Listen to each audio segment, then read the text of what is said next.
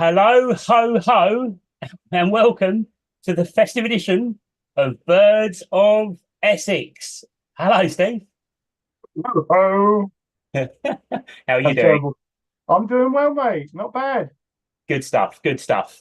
Sitting here, Oh, got look, me. you're very festive there, I must say. Thank you very much. I've got and you are too, my fine fellow. Uh, Oh, there's a little bit of, oh, my bobble's fallen off. Hang on a minute. My bobble's down my back. There you go. That's better. I'm going to be sitting here like this now. I've got a couple of friends here tonight. Excellent. Who Yep. have you So got? we have Randolph the reindeer. Okay. Hello, Randolph. How are you? Hello. Rudolph's Rudolph's on holiday at the moment. So, okay. Randolph's his twin brother that everyone forgets about. Oh, poor So Randolph. poor old Randolph. So we've I got feel a bit Randolph sorry for here. him. I like his scarf, though. Oh, his scarf's good, and I've got red rum tonight. So Red rum. And for anyone that likes everybody. The Shining, red rum. Maybe not. Should we not go there? Okay. Anyway, Good evening to everyone watching. good evening. Welcome. Merry Christmas to everyone. I hope everyone's in the festive spirit. Um, we've got a good show tonight, hopefully. Lots of things lined up. It might not go on for as long as normal, but we say that every time. So we'll probably be talking till midnight. What have we got coming up, Steve? We've got lots of stuff coming up tonight. We've got special guests coming in tonight from far away. Far Um, away. Oh, we've got competitions. We've got we have. there's so much.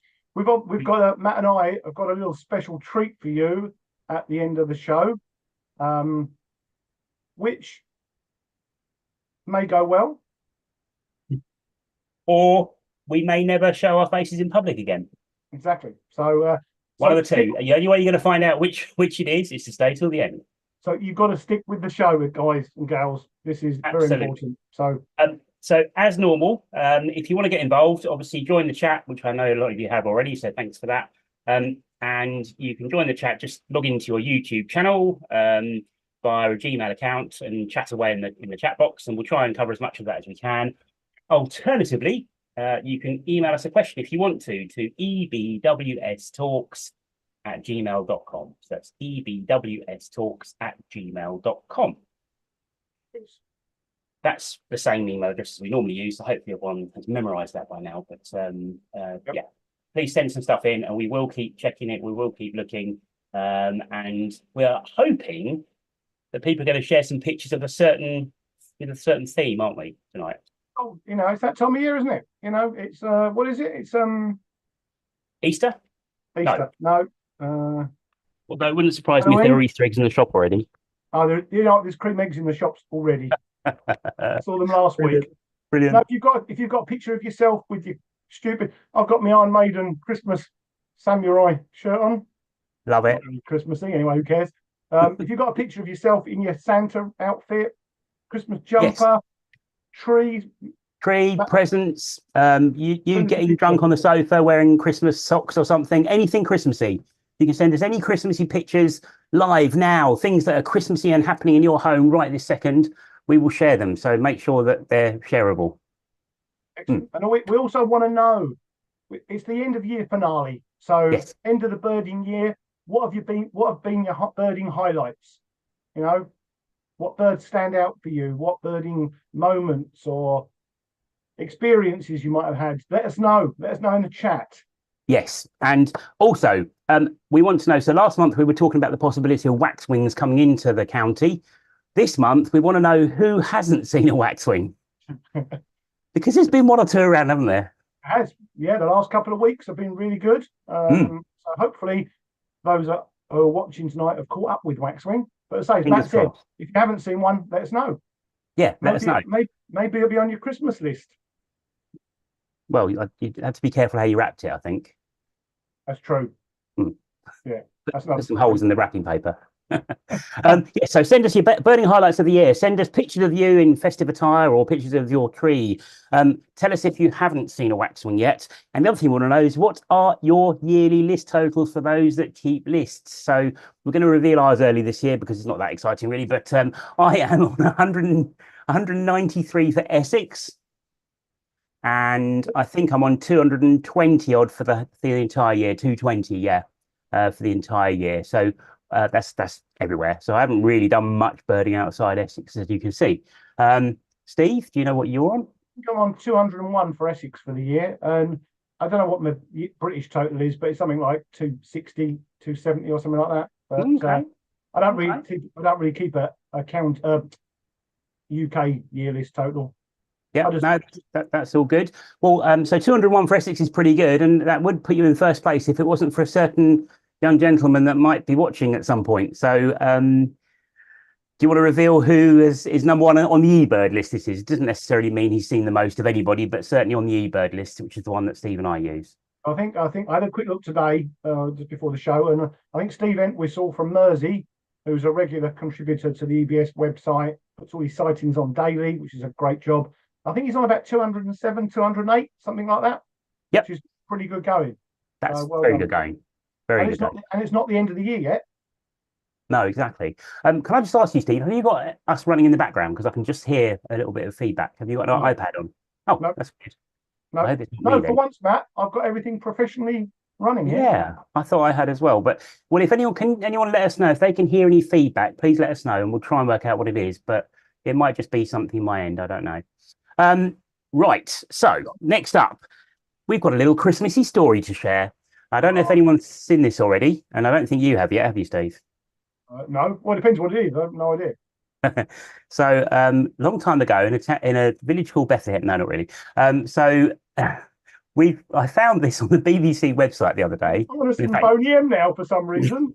long time ago in Bethlehem. Anyway, maybe not. We'll save that for later, shall we? Right. Okay. So Tina sent me this link on my email while I was at work, and she thought I'd like it. So I thought I did. I thought it was quite fun. And can you see that? Yeah. Yeah. So a baby owl was found living in a family Christmas tree. And this was in Kentucky. Now, I'm not good on foreign owl. Is that a Scops owl, maybe? No, it's a. I'm not sure where Kentucky is, to be fair, Matt. Apart from I know it's in America. Okay. But it's a screech owl. So maybe eastern screech owl. Okay. But look at that. So that's the little owl. Obviously a real tree.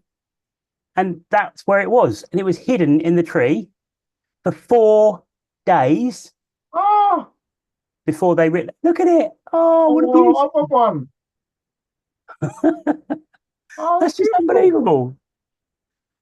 This cute little owl just sat in someone's tree for 4 days before it eventually probably got hungry or bored or whatever, and popped out. So obviously credit to the BBC for us sharing that. I'm sure they won't mind.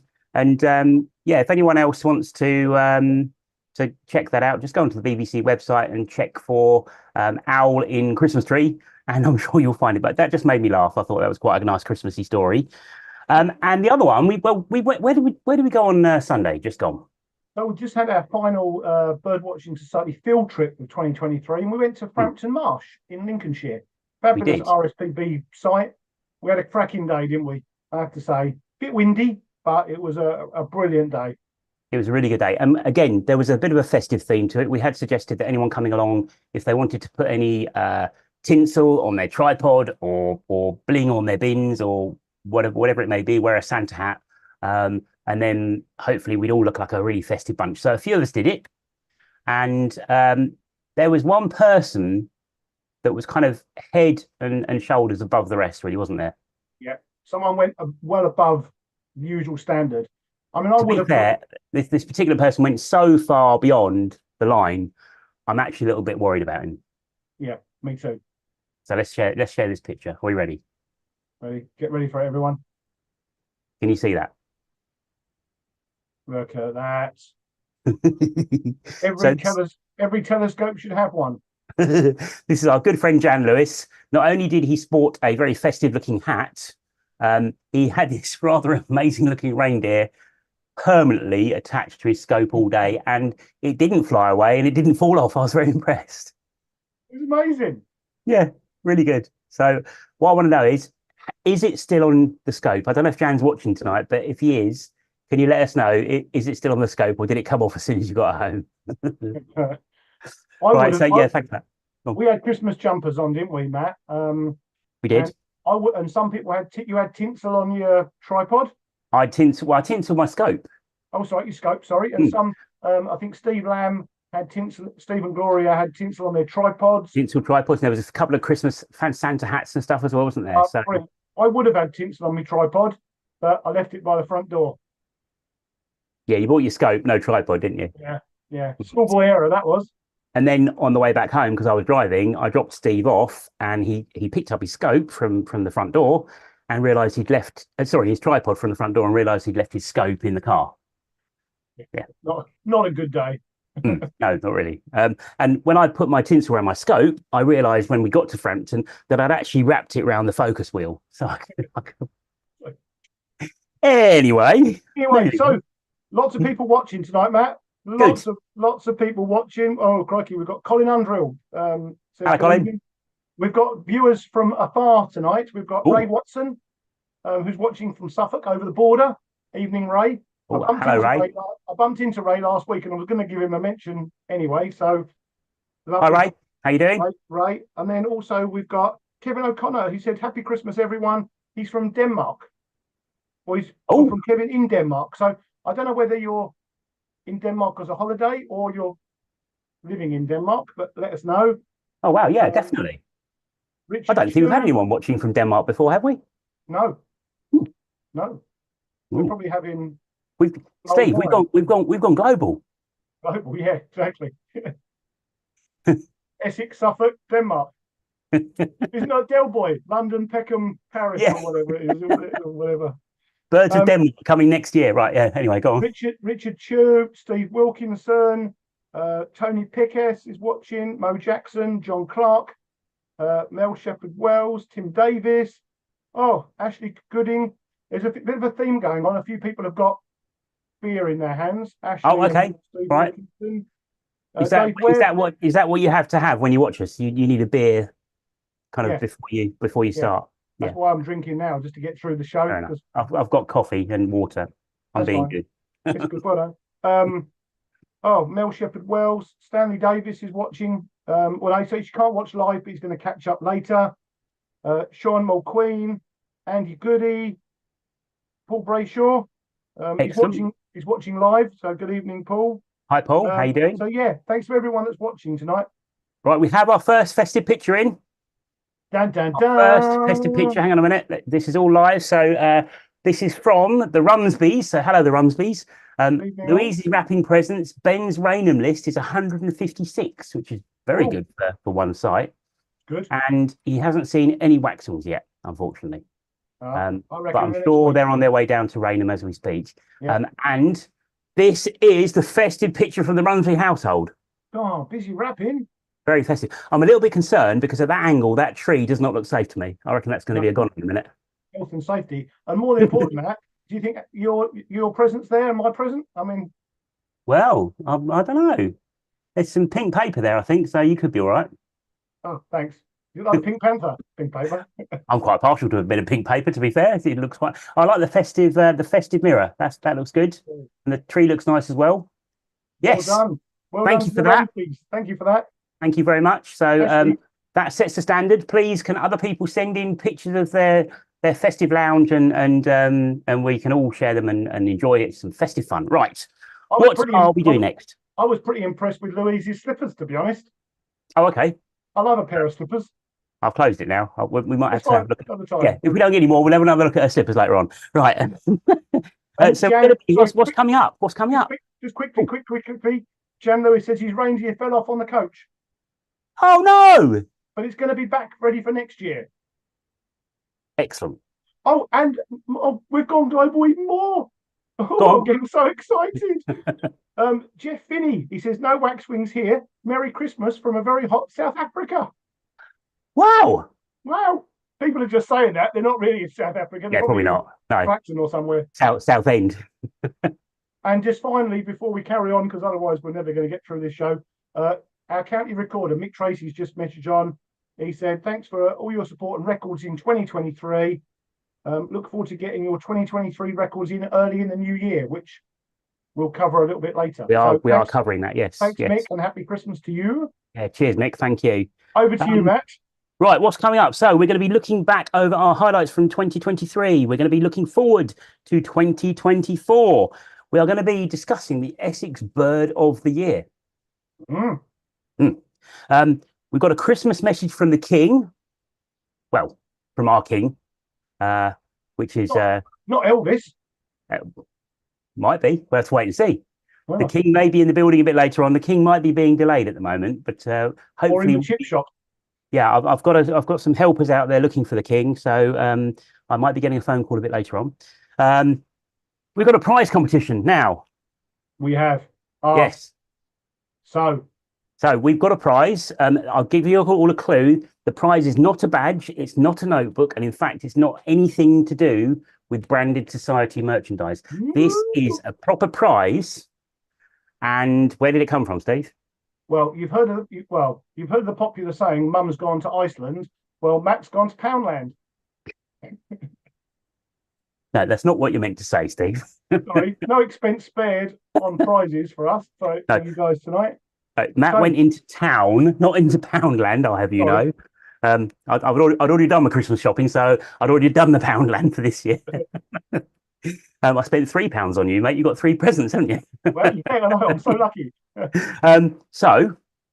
This is the prize. Ooh. Now look at that paper. Oh, that's beautifully drawn, Matt. Can we identify some of the species on there, Steve? Well, no, I think we've got a robin on there, Christmas robin. And we've got a bullfinch and a blackbird. Yep. And other things. Maybe a sparrow and a house sparrow. Or blue tip. Nice. Yeah, the blue tip. Can't see in here. Looks like a coal tip, maybe, or marsh tip. Yeah, maybe. Yeah, maybe. Yeah. Anyway, right. So that paper. Did you draw that? Well, I mean, you're aware I'm quite good at drawing, aren't I? So I'll let people decide whether you think I drew this or not. So a few days ago, I received a very special Christmas card in the post, personalised from a top bird artist. Now, can you hold it a bit closer, please? Because I think people need to see. Now that is, yeah, I mean, that took me literally seconds. And if you can read that at the bottom, it says, "Richard Allen's got nothing on me." Yeah, I mean, I think, to be fair, I didn't want you to show this because obviously Richard is a well-renowned and really, really genuinely respected artist and did this amazing picture that I've half hidden by my tree. But obviously, I actually genuinely think that Richard could not do that. No. It's a one-off. The fact that Richard would not want to do that is entirely beside the point. His reputation would be in tatters if he drew like that. Anyway, yes. So we have got a prize. It's a good prize. You might be able to guess what it is, maybe, but you don't know exactly what it is. So yes, this is worth having. Our competition will be starting shortly. You will need to text. So if you all get your mobile phones ready, there are obviously it's 12 days of Christmas, so there are 12 questions in the quiz. It's going to be split into 4 parts. So 4 lots of 3, and all I need you to do is to text in with your name to start with at the top of the text, very first thing, and then put the answers to the questions. So we'll be covering that in a minute. And then, yes, we've got a very special mindful moment coming up from lovely John Ward, who very kindly spends a lot of time each month sending us a video, as you know, and he's done a very special one. So we'll be enjoying that later on as well. And as Steve mentioned, we've got mine and Steve's very special gift to everyone out there in the land of the internet, which is well worth waiting for. Did that sound convincing? It'd be the highlight of my year. And I seriously mean that. It'll be the highlight of something. I'm so looking forward to this. I cannot tell you. I'm even more excited about our special gift to you watchers, you viewers, than I am with Father Christmas coming. It will really show you how professional we are. Right. So we went out for a meal this week, didn't we? We did. Yeah, we don't, as a society or as the committee, we don't get together. We do meetings every few months online, but we don't actually all get together very often, in one room. So we had a Christmas meal this week, which was beautiful. It was very nice. Yeah, it was good fun. And thanks to all those who subscribe, pay their subs, because that paid for our dinner this week. Oh, sorry, no, it didn't. No, it didn't. You can't say that, we're a charity. No, we all paid for ourselves. So there were 15 of us turned up, and partners came along as well, and it was really lovely. And if anyone was in the Toby Carvery in Chelmsford last Thursday? Wednesday, Tuesday, Monday. I can't remember what it was. Tuesday night. Tuesday night, and heard a load of rabble. Then it was us, so I apologise. But the reason I mention it is because Pete Dwyer, our membership secretary, came along, and his lovely wife Veronica, and Veronica gave us each a rather splendid card, didn't she? She did. Gonna ready 3, 2, 1. Look at that. Handmade cards. Handmade cross. I can't say it. Cross-stitched cards. Multi-layered, absolutely superb. So pleased with that. That's definitely a keeper. Yep, definitely. Yeah, so thank you very much, Veronica. And also thank you to Pete, because Pete, towards the end of the meal, he handed me a little present and said, Merry Christmas. And he made me open it in front of everyone on the table, which obviously I didn't mind doing. And it was this. What is that? The Essex Bird Report from 1972, which was the year of my birth. Yes, I know I only look about 23, but I am in fact 51. And yeah, and it's amazing because the report, I mean, some of the details in here, such small entries for some of the species, and there's species in here that you just don't see nowadays. There's records of twite and tree sparrow and redback shrike. I think it was the last breeding year, the year before, and all sorts of things in there. So I haven't had a chance to look through it properly yet because it's been so busy the last few days, but really appreciate that, Pete. Thank you so much. And have you got one, Steve?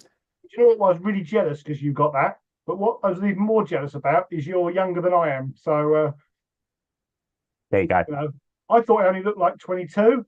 But I think a little birdie tells me that you might have one coming. Yeah, because I felt like a bit like a sore loser. Yeah.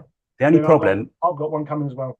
You have. The only problem is the society wasn't formed until 1949, so they might have to just change the 8. You got one coming. Thank you. Thanks for that, mate. Oh dear. Anyway, right.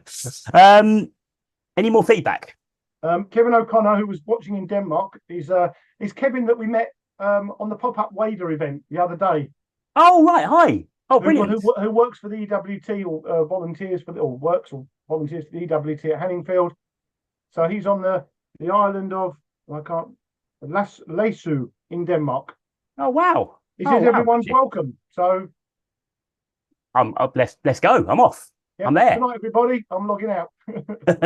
Right, should we do some competition-y stuff? We do, because we've been nearly half an hour already, and we've only. I know. We always goes on, doesn't it? Right. Okay. Here we go. Right then. Get your thinking caps on. Please, get your phones ready. Now, this needs to be SMS, so please no WhatsApps or anything, because I'm using my burner phone. Don't tell the police. And this is just set up to receive SMS, which is standard text messages only, please. So hopefully, can you see that? Oh, yes. Good. Right. Question 1.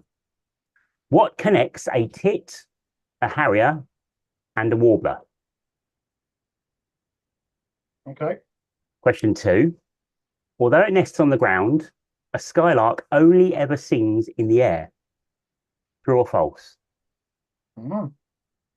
And question 3. I swim regularly but don't dive. I'm largely dark but have unexpectedly red garters. And my bill is an unusual combination of red and yellow. What am I? So if you think you know the answer to any of those questions, if you can text 07377 547 951, if you can start the text with your name at the very top, just so I know who you are. Surname would be good as well, please, if that's okay, because we might have loads of Daves or something. And then just put number 1 and then your answer and so on and so forth. So those are the first 3. Hopefully everyone's had enough chance to either have a look at those or take a picture of them or knows the answer straight away. I'm going to finish them in 3, 2, 1, gone. And you could be winning this wonderful prize, which will be posted out to you. You won't get it till after Christmas, but I'll put it in the post. Right. Excellent. So just a couple of notices, really, before we carry on. So I think we mentioned this on the last show. The society is still looking for a couple of positions within the society.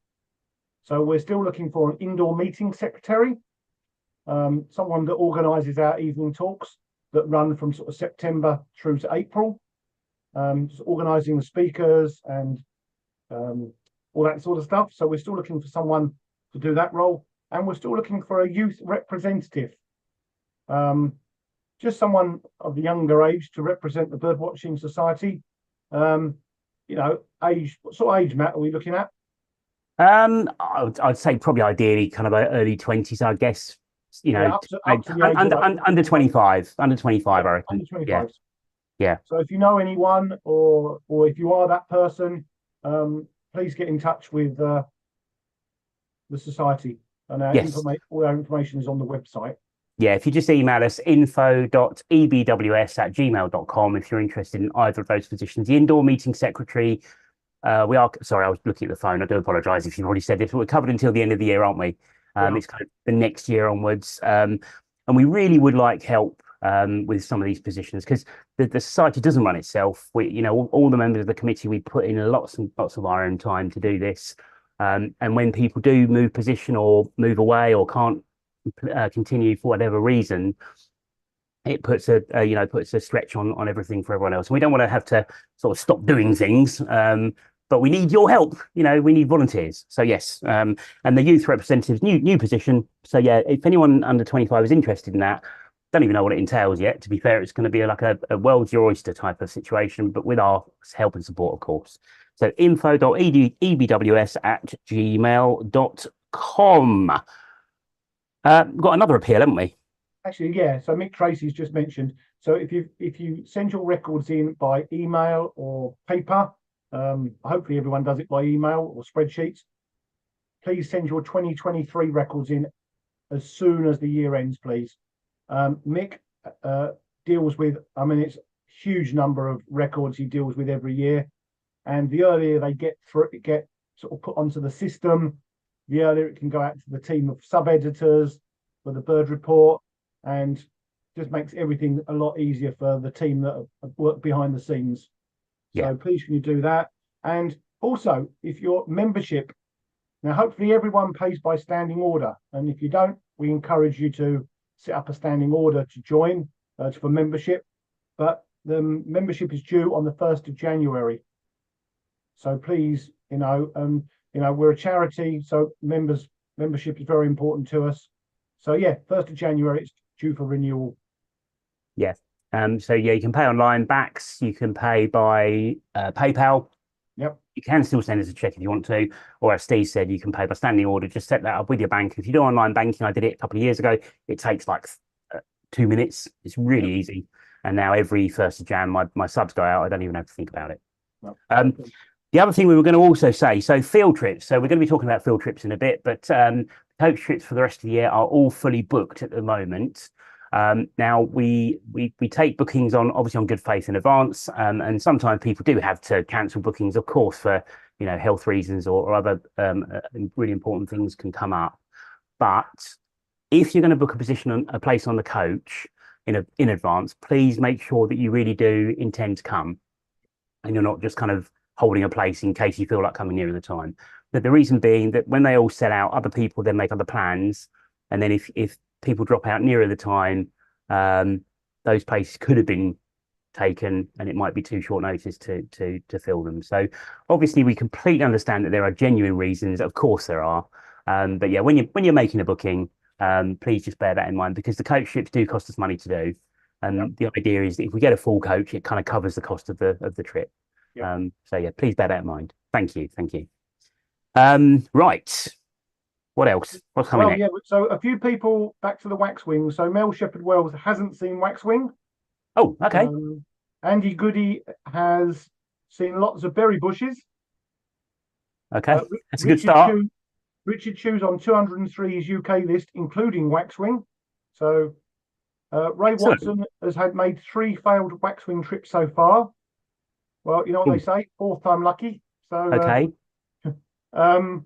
And what else we got? And I think that's it. And John Peacock is watching. So hi, John. Thanks for watching tonight. Okay, brilliant. Right, we've got answers coming in. So if I'm looking down and scribbling, I'm not doing the lottery or it's fine because I'll carry on. Yeah, I'm trying to keep up with the answers as they come in, so I don't make a horrendous mistake like I did a few episodes ago. So yeah. The usual thing: if you're not a subscriber to our YouTube channel, if you're watching this now live, you'll see a little bell down below the screen. Just click on that if you're not a subscriber, then you'll get notifications of when we're coming on live. And if you you've got a little thumbs up symbol, give us a thumbs up. Yep. Say it's every month, but yeah, we really appreciate it. So we know whether we're doing something right. Right. Okay. So we have had the few answers coming in. So thank you for people that are sending answers in already. We've got one answer from, and I'm not sure. I think the first name was Lyndon. Apologies if it's not, because there's a comma in there, so I'm not sure which way around, but I think it's Lyndon. But I haven't got any answers. So I don't know if you meant to send answers and they haven't come through. If you did meant to send answers, if you did mean to send answers, sorry, then please can you resend the text because they haven't been received. But I've got lots of text from other people. So yes, very good. Thank you very much indeed. Right. We're just gonna. I think we're just going to do a quick roundup of the sightings, aren't we, Matt? Yeah, very quick. Very quick roundup of This sightings. is an end of year show, so we're not too much into the sightings. But so I'm doing the south of the county as usual. Yep. So just go. very quickly, waxwings. Small flocks have been seen in Leigh-on-Sea, Brentwood. Where else have I got? And somewhere else I can't read. Well, never mind. Can't read my own writing. East Tilbury's had cattle egret this month. Wallasey still short-eared owls. Good numbers of short-eared owls still present. Hen harriers, spoonbills, still two spoonbills, and a couple of black-throated divers, which were nice. found by Tim Davis, who's watching tonight. So well done, Tim. Good bird. That was the first for the site, wasn't it? I think first for Wallasey, yeah. Not one but two. So that's really great. So well done, Tim. Fisher's Green still got 2 bitters from the Bitten Watch Point. Nice. Wat Tyler had 7 Buick swans flying over. They've been very scarce this winter, this second winter. Okay. Amazing gravel pits in the Lee Valley, Great Northern Diver. There's been a few other black-throated divers around Southend area. So Canby and Gunners Parks have black-throated divers. Oh yeah, Rochford was the other place for waxwings. They had 6 on the 14th. Cool. Vange Marsh has had Jack's Night. And then on the Dengie coast, Bradwell had a nice first winter red-breasted goose, which is still hanging around. So yeah, so a reasonably quiet month, but waxwings for sure the highlight. Well done. Good. Well, my list is slightly shorter than yours. I've just really done a very brief run through. But Abberton, the canvas back is still showing at Abberton. So anyone that hasn't seen the canvas back yet, go along there, have a look off. I think it's the Layer Brecon Causeway. It seems to be around now. And it's in with Potchard. If you look on the EBWS website, you'll see pictures of what it looks like. If you haven't seen it yet, go and have a look because it's a pretty smart duck. Early in the month at Abberton, there was a redhead smew, and the 3 velvet scoter from November was still around for the first part of December. Old Hall Marsh has had a redneck grebe, which is a nice bird, good bird for Essex. Stanway, the Stanway white stork appears to be back. So it's been seen on and off throughout the month. It's not massively reliable, but if you go to the Stanway landfill site and just scan the landfill area or go to the pits, because I think it has been seen roosting in the pits once or twice. So they're just the other side of the road. We had a bittern fly across the A12 at Ardley Reservoir, which I was most annoyed about because I haven't seen a bittern at Ardley Reservoir. But Steve Entwistle actually had that driving home. Was he driving home, I think he said? He was driving home. Driving home, and a bittern flew through his headlights, which, well, not literally through the headlights, flew in front of the car, and he saw it in the headlights. Colchester, obviously, lots of waxwings. There were 19 to start with, about 300 yards from where I live, which I managed to get on day 1, and then since then, it's been up to 53 reported. I've not connected with them yet again because I've been working, but my other half, Tina, has been around to see them twice. So Tina likes a waxwing. I think we need to be careful and stop her from taking sausage meat and eggs around there to try and feed the waxwings with, because they will not eat that. I'm pretty sure of that. I know crows do, but waxwings won't. Yeah. At the Naze, we had a Lapland bunting was reported, or possible Lapland bunting reported on the 4th of December. And there's been a Dartford warbler there as well, which again is a pretty decent bird for Essex too. Holland Haven has had 4 white-fronted geese. And I know I normally do lots of pictures, but I'm going to share one quick picture here. I just like that picture. It's rather nice. Yep. That's obviously a firecrest in the hand. Simon Cox took the picture, and he ringed this firecrest at the John Weston Reserve down in the Naze. And Paul Brayshaw, society friend Paul Brayshaw, who's been wonderful this year with doing the pop-up help and help with the Big County Birdwatch and sending in monthly reports from Frinton. He sent in a brief summary. So period saw fairly typical late autumn to early winter sightings with several black-throated diver with a peak of 3 on the 10th. Great Northern Diver, shags, eider, regular common scoter with a peak of 154 on the 13th. Velvet scoter seen on a couple of occasions with 4 on the 15th. 4 velvets is good. Bonxies, which is great skewers, they've been seen on 3 dates. Gannet and kittiwakes also still passing through. Late summer migrants comprised a swallow on the 25th and a sandwich tern on the 27th of November. Both quite late. Yeah. Starting immigration continued into December with 406 in off the sea on the 1st.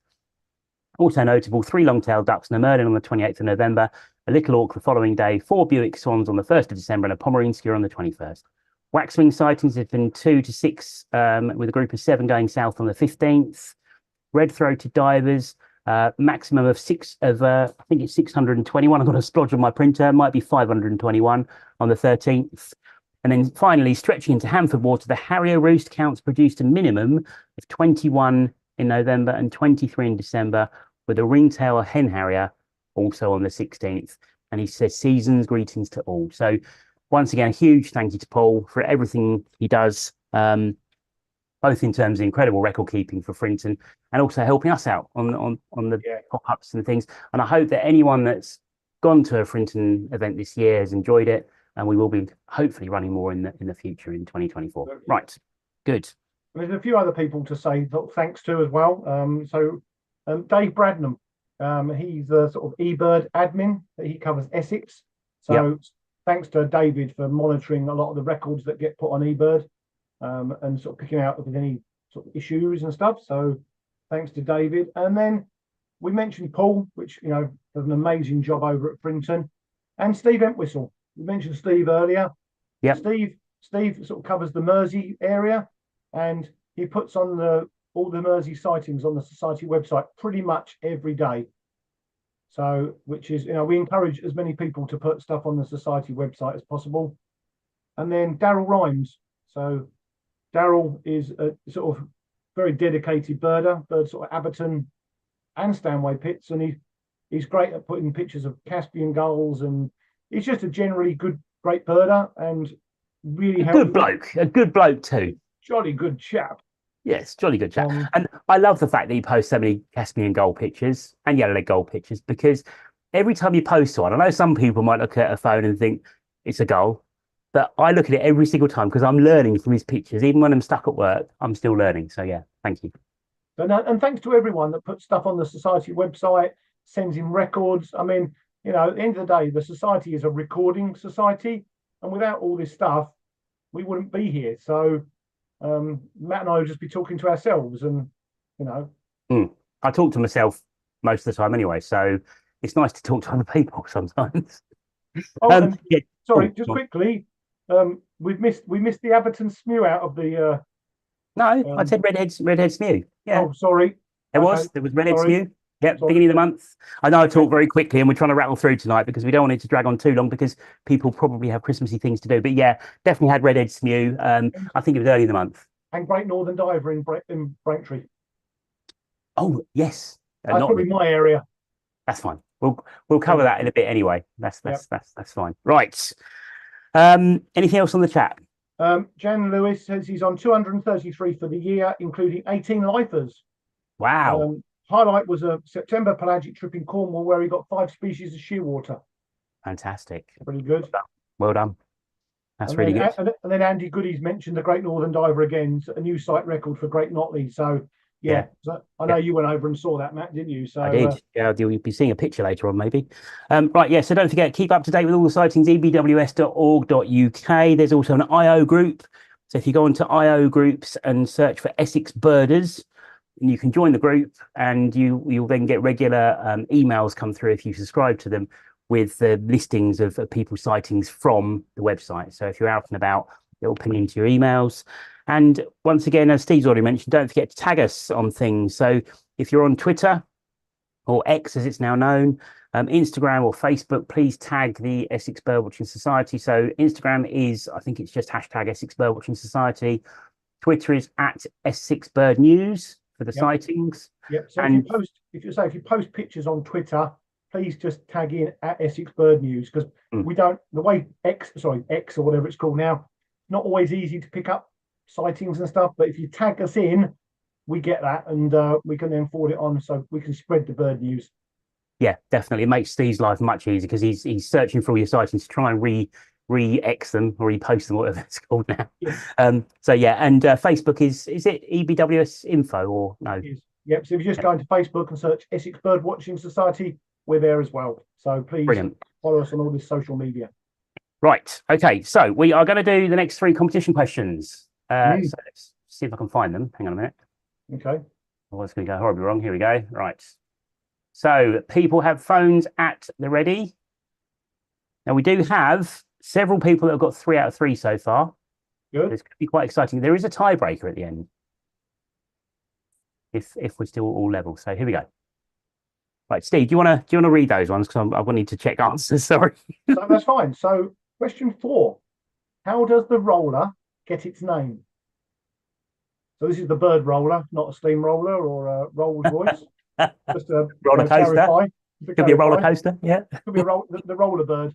You know. Yeah, roller bird. The roller bird. Yeah, yeah. And question 5. One of these records is a bit dodgy. Which is it? Hertfordshire, April 10, 20. Oh, okay. Hang on. That should be 1920. Sorry. Okay, I was thinking. Oh my goodness gracious me! Right, so it should William the Conqueror wasn't a bird, was he? I mean, it was like, okay, so 1920. So the A, feral pigeon, was carrying on professionally. B, wood pigeon. C, stock dove. D, collared dove. Or E, turtle dove. Sorry, that's hilarious. 1020. We have been going that long, or it feels like anyway. And then question 6: gannets have flaps over their nostrils, so when they dive into water, it doesn't go up their nose and damage their brain. Is that true or false? So we'll leave those on the screen just for a second or two, just for you to have a quick look at. Excellent. So we'll leave them on. Hopefully everyone understands that middle one. So the sightings were supposedly seen in Hertfordshire in 1920, not 1020. So apologies about that. Right, 3, 2, 1. Back in the room. Okay. So, should we? I'll tell you what. I'm just going to make a quick phone call because we're kind of running on a bit. Or should we stick to the order? Should we stick to the order? Let's stick to the order. You go first. Yeah. Okay. Well, just quickly. Glenn Moore's just messaged in, and there was one of the Colchester waxwings was colour ringed. Oh. So again, great thing about going out birding and taking photographs, you get to see these things. And we've spoken about colour ringing on the last show with Tim Haywood. So Glenn photographed a waxwing in Colchester that had a blue, orange, the combination. And it was a juvenile male, and it was ringed in Aberdeen on the 22nd of November this year. So yeah, fantastic. So literally that waxwing's been feeding up in Scotland, within I don't know, what's that, a week, 10 days? Yeah. Now down in Essex. So well done, Glenn, for getting the photograph and reading the ring colour and getting the information back so quickly. Fantastic. And then, what else have we got? So... Sorry, go on. Trying to do these answers live on the phone, it's hilarious because the phone's just going. I'm trying to do it. Okay, well, I can catch up during the break. It's okay. I'll leave it for the moment. Sorry. So so what are your highlights? Well, do you want? Yeah, I mean, do you want to go first? So basically, what we've done, we're going to have a quick look back just through a few pictures of our own individual birding highlights from 2023. So, okay. If you get yours prepped and good to go, so I'm going to share my screen. So mine are in. I was going to do it in like month order, but in the end I couldn't be bothered. Sorry, that was not very professional. But so I've just got a random. I think I've got 15 pictures, just my highlights from the year. Not all birds. So here we go. So hopefully you can see that. Hang on a minute. I can see something. Hold on. Where are we? Yes, I can. I can see a wind chat. Yes. Right. So this was back in May when we did the big county bird watch. So fantastic event.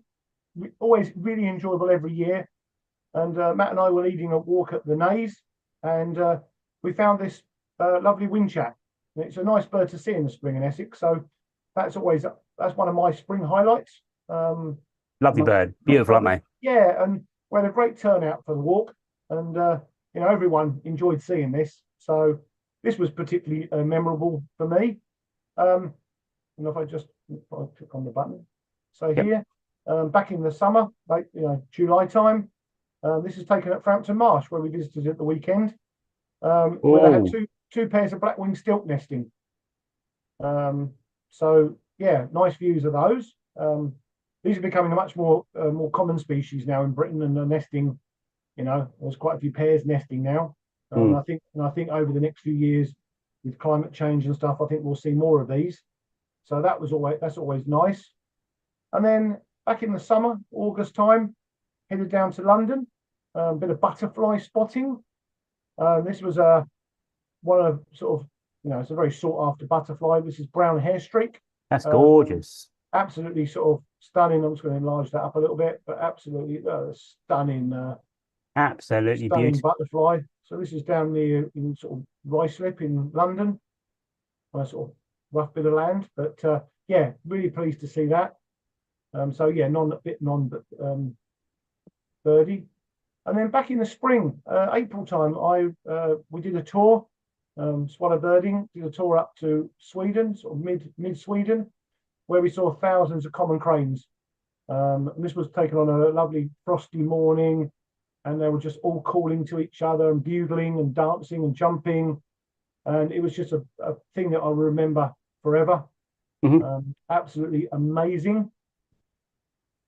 This is back in November, so I think on the last show, I think this picture featured. This is great hornbill, taken in Goa in India last month, and yeah, absolutely stunning bird, huge thing. So again, another highlight of the year. Trip up to Bempton Cliffs in the spring, where gannets. Now, can you see flaps over the nostrils? I don't know. Beautiful. Let's wait and see. Yeah, wait and see. So yeah, so gannet at Bempton. If you've never Look been at his to eyes. Bempton, He's just staring straight into the camera. absolutely. So if you've never been to Bempton before, or a seabird colony, I wholeheartedly recommend it. So this is Bempton.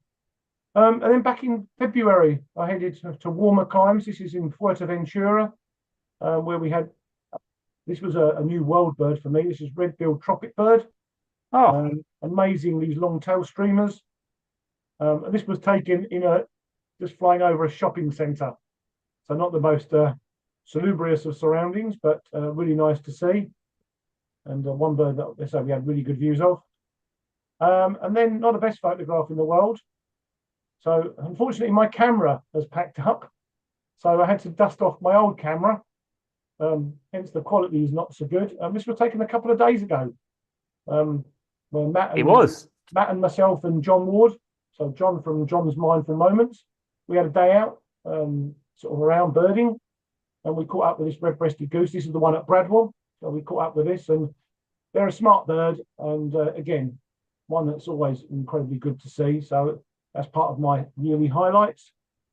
Back in October, trip to the Isles of Scilly for this red-footed booby, which was incredibly good, and a new bird for me. So very pleasing.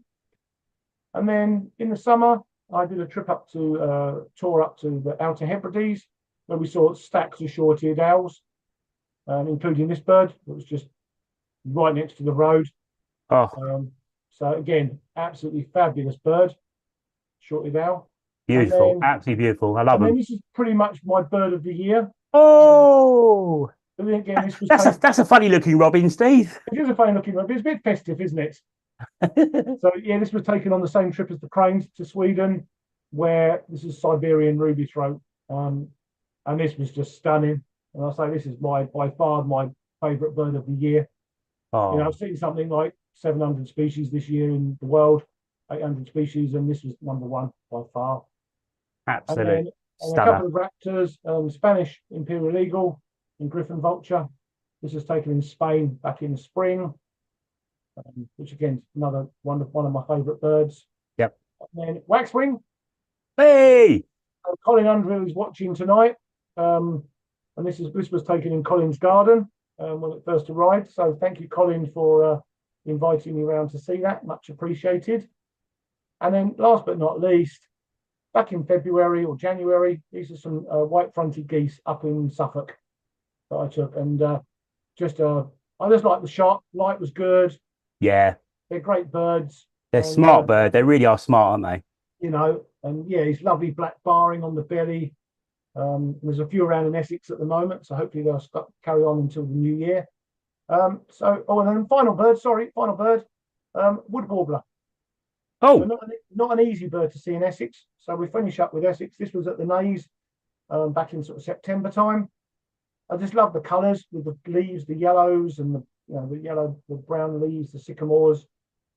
So yeah, I still haven't seen a wood warbler. yeah, they're not an easy bird. They used to breed in Essex years back when I first started birding, but yeah, pretty scarce nowadays. So yeah, that's my very quick roundup of my favourite birds of the year. Excellent. Right. Okay. So I think I'm up to date on all the entries as well. So thank you very much for everyone that's taking part in the competition so far. All good fun. Okay, so I'm going to rattle through mine. I've got a few to show, but I'm going to go through them really quickly. So my year started on the 23rd of January in Ipswich with waxwings. There seems to be a theme going on here. Okay. Then on the 23rd of January in Hockley Woods, you and I actually were there, weren't we? And yeah. Is that Randolph watching? Randolph's watching. Yeah, Randolph wants to know what the birds of the year are. Oh, okay. So Firecrest, we got lovely views of Firecrest, best I've ever had. Barn Owl on Wallasey, that was also in January. Again, just flew almost straight past our heads. It was incredible. Yeah. Then I went up to the Neen Washes and saw my first ever long-eared owl. That's the only picture I managed to get because it was hidden very deep, but I promise it's in there somewhere. That's his ear, that's his face. Okay. So I've never seen one before, so really pleased with that. I wanted to make a little mention for poor old Ziggy. Remember Ziggy? Rest in peace, Ziggy.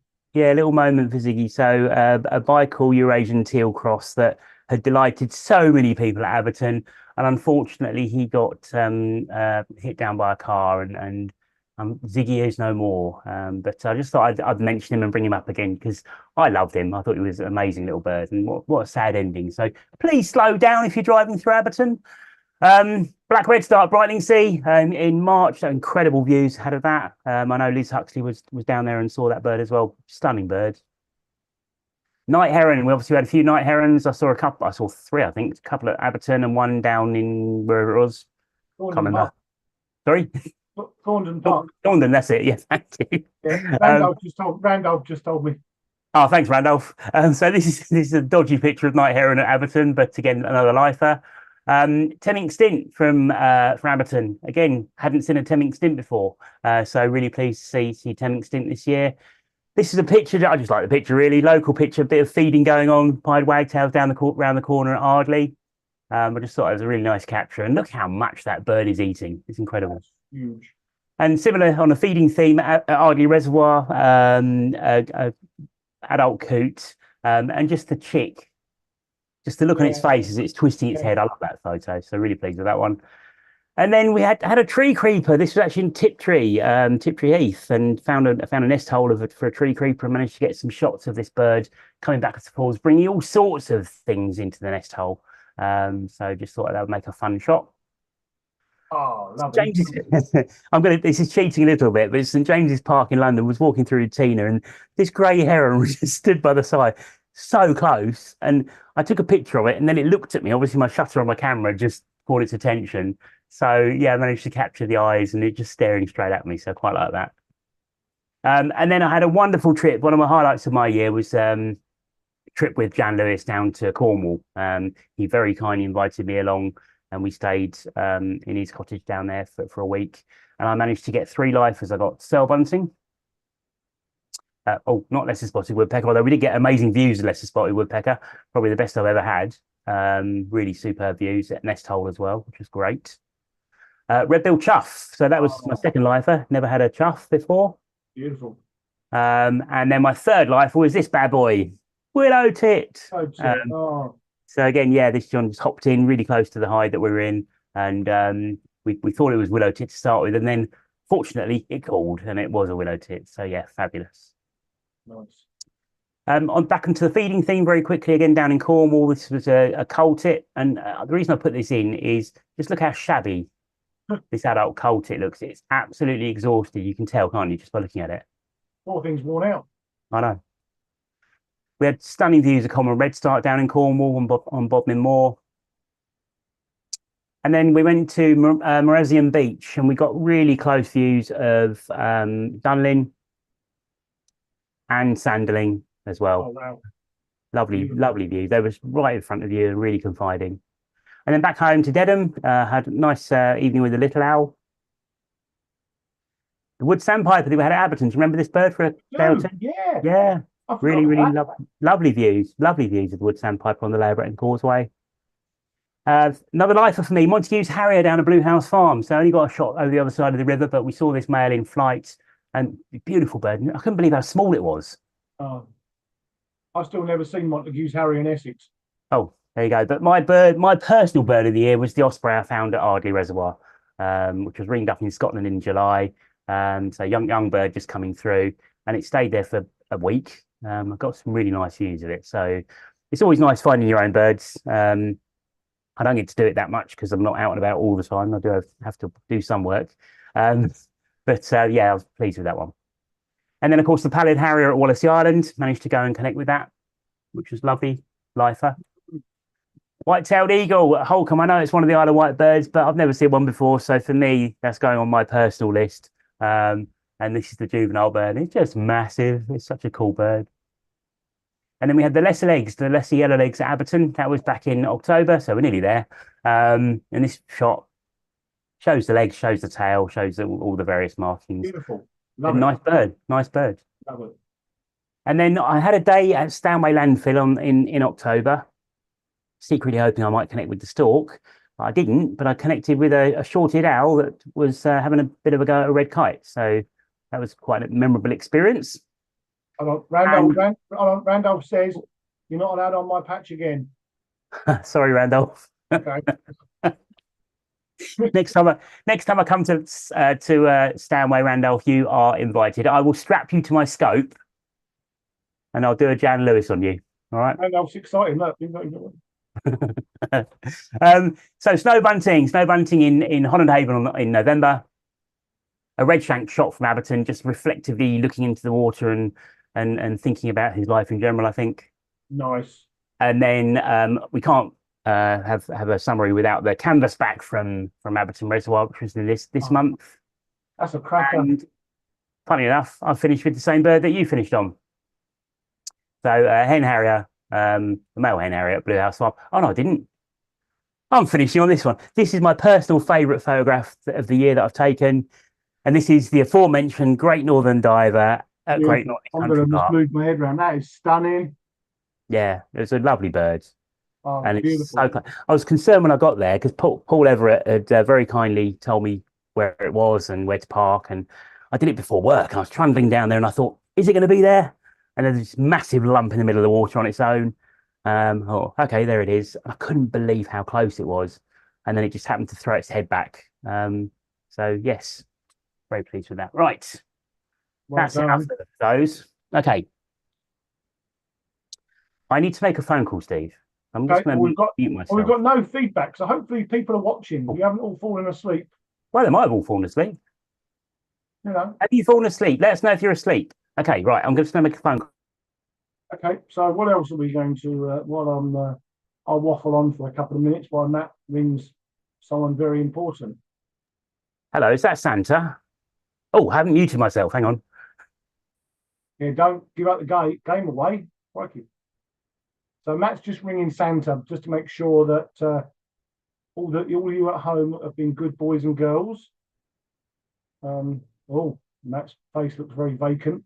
So excellent. So yeah, so we've got special guests coming up very soon. We've got we've got lots. We've got more questions for the quiz. I'm not very good on my own at doing this.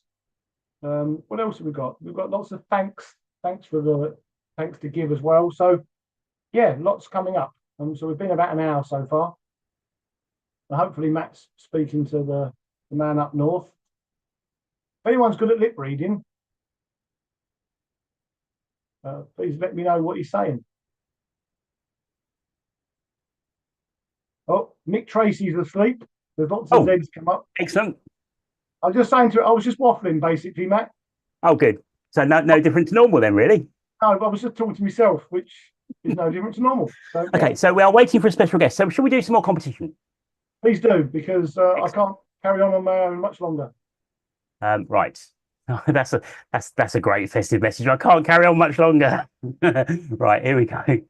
Um, here we go. So I'm going to share this screen. So Matt, I'm not sure if you're aware, but our special guest is Oh, I can see that. Right. So while Steve is reading these questions in the style of um, a Scottish person, maybe not, I will let the special guest in. oh, okay. So question number 7: what maximum nesting density can guillemot colonies acquire? We've got a few spelling mistakes here. Never mind. Oh, In sorry. terms of nest sites per meter. So is it 21, 76, 43, or 96? So you just got A, There B. should be an E just there instead of an I. I do apologise. I was doing this earlier on while I was meant to be doing other things. So yes, I'm sorry. Fine, don't worry. It's so yeah. So what maximum density? God, yeah. I've only had half a glass of rum. What maximum nesting density can guillemot colonies acquire in terms of nest sites per meter? Is it A21, B76, C43, or D96? And then anagram. Which species am I? I am nose hurt. So a 5 and a 6-letter word. So okay. I'm not very good at anagrams, so I'm out of that one. And then the reed bunting changes its song when it pairs up. Is that true or false? Interesting. Nice Okay. questions. I like these. Right. So let's stop the share and let's invite our guests to reveal themselves and unmute themselves. Hopefully, we can see who it is. We can see who it is. The game has been given away. The suspense is now non-existent. Kill him one. We can hear him. Hello, Gerry. Can we see him? Can we see you? What? Hey! Evening all. And Seamless as always. Ho ho ho! We've got the 3 hoes. Ho ho ho! Excellent. Three wise men. No, I don't know about that. How are you? All going well, I see, and everything's up and running very well and chipper. It's going somewhere. We don't know quite where yet, but super. Look, I've got the memo too. The jumper. Oh, brilliant! Well done. I like that. That trumps mine definitely. I like that one. Nice. That's really good. Did you knit that? Sorry. I said, did Gerry knit his own jumper? Oh. Well, I'm not a very good knit, but no, it's courtesy of one of the high street chains. So very nice. Very nice. So what we've been discussing are sort of highlights of the year gone by, birding highlights. Have you got anything that sort of stands out particularly? Don't think I can trump any of the birds that you've actually seen and portrayed this evening. They've been superb sightings. Not necessarily seen by me, but I think probably the ones that come to mind are the waxwings that are now becoming, I won't say common, but certainly moving around the county and presenting themselves very nicely for people to go along and see, followed by, of course, the red-breasted goose, which has been over at Bradwell. Yeah, good bird. Excellent birds. But no, I see, like many people do, a lot of these birds. I don't see all of them by far, but one of the ones I do see, I really do enjoy.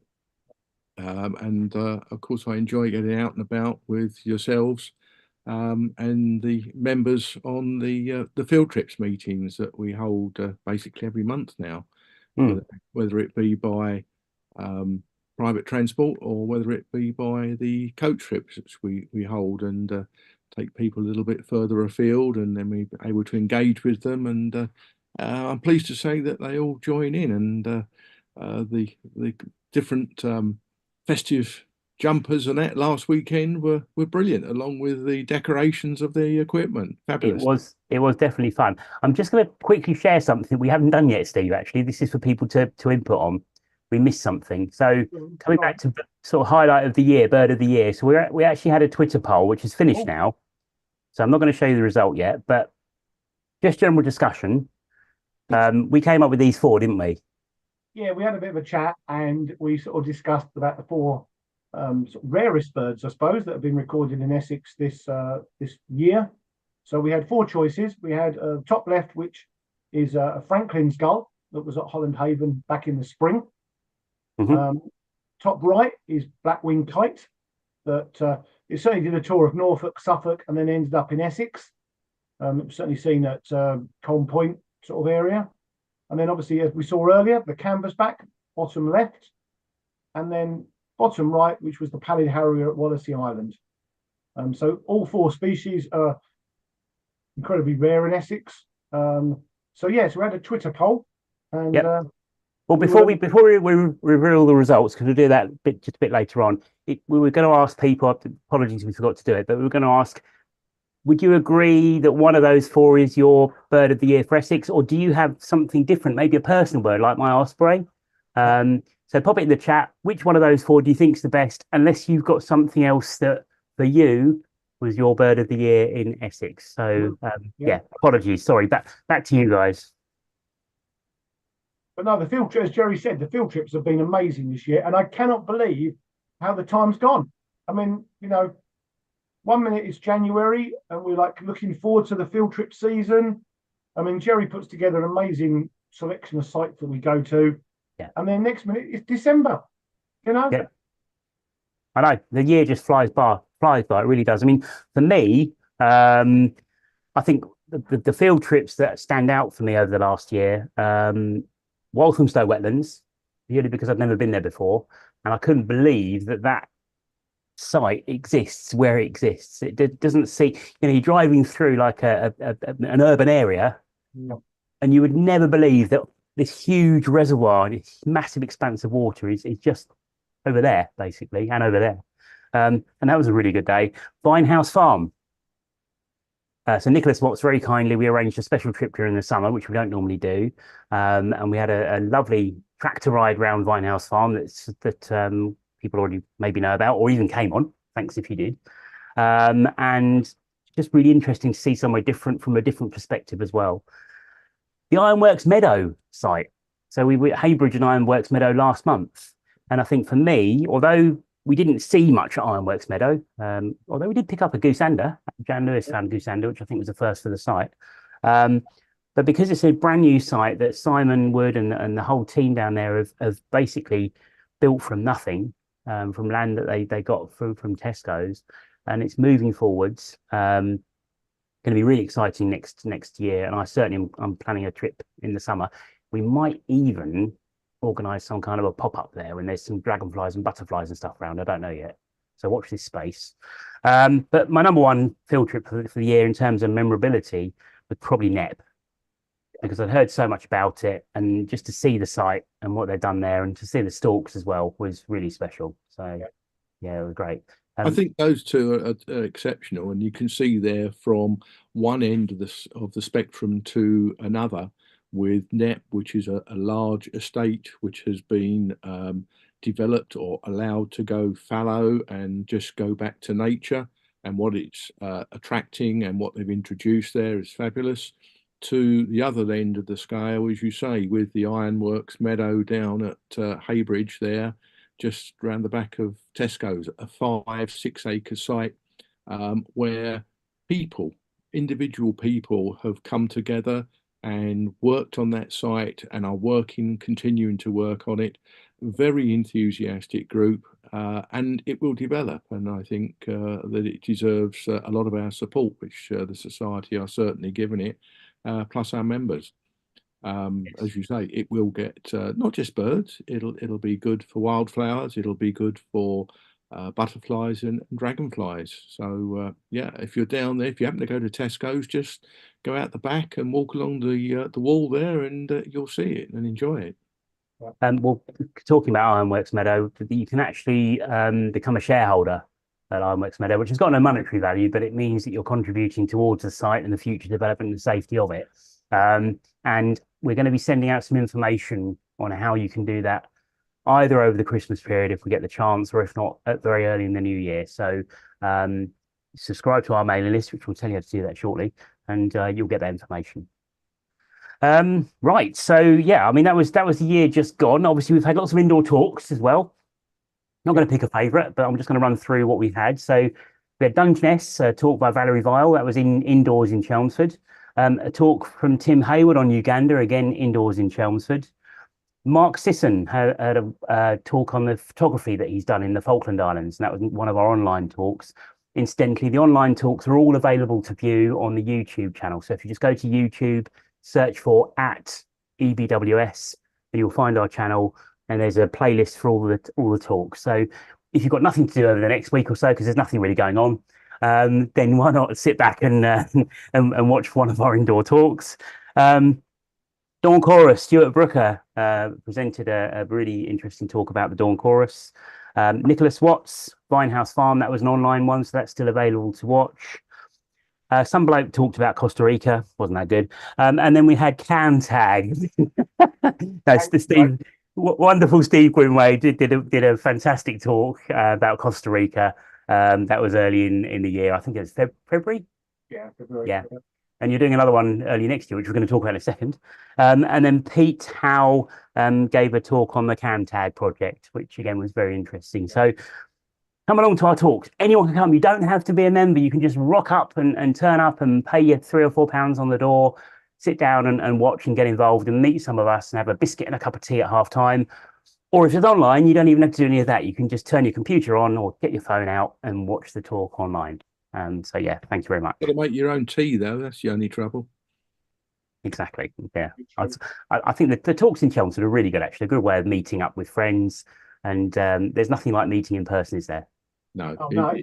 it's an extra element, and certainly for new members, we make them feel welcome. They come along. They're part of the society. They are the society, or everybody that's now a member, which is now amounting to over 700. I think when I saw Pete on Tuesday, he said it was 710. So it's still growing, and you can see why we get people come along to the meetings, the indoor meetings, and why the coach trips are full very quickly. So Yes. Yeah, we are doing something right, guys. well, hopefully so. But I mean, just thanks again, as Steve said earlier, thanks to all the people that come along and take part in all this stuff, because you know, if you didn't do it, we wouldn't be doing this. So yeah, no, thank you very much. Steve, you're looking sad. I didn't mean it about your Costa Rica talk. It was wonderful, mate. It was wonderful. Smile now then. Right, so I'm just going to Grumpy Santa. So right, so I'm just going to share a screen here because we've got some stuff coming up next year, haven't we? Let's do the field trips first. So if you go to our website, ebws.org.uk, you can hover over events here. A drop-down menu comes up. You've got field trips. You've got the indoor meetings and other things on here as well, the County Birdwatch and the conference. So field trips tells you a bit about them at the top, how to book, where we meet, what times, and then the current schedule. So do you want to run through some of these bits, guys? Yeah, absolutely. The first one in the new year is on Sunday, the 14th of January, where we're off to Pulborough Brooks. It's an RSPB reserve in the Arn Valley down there. Beautiful reserve, superb facilities. So if you want to go along and participate in a bowl of lovely hot soup, some crusty rolls, whatever, and see what's about. It's a wonderful reserve. We've often seen peregrine down there hunting because there's plenty of wildfowl down there. So that's a good starting place for the new year. Yep. And then, then we're off to Wallasey Island. So it's a self-drive trip on the Sunday, the 18th of February. And as I mentioned in the roundup, incredibly good views of short-eared owls there at the moment. Hen harrier, spoonbill. Hopefully the black-throated divers might hang around for a couple of months. There are toilet facilities there now. There's a portaloo in the car park.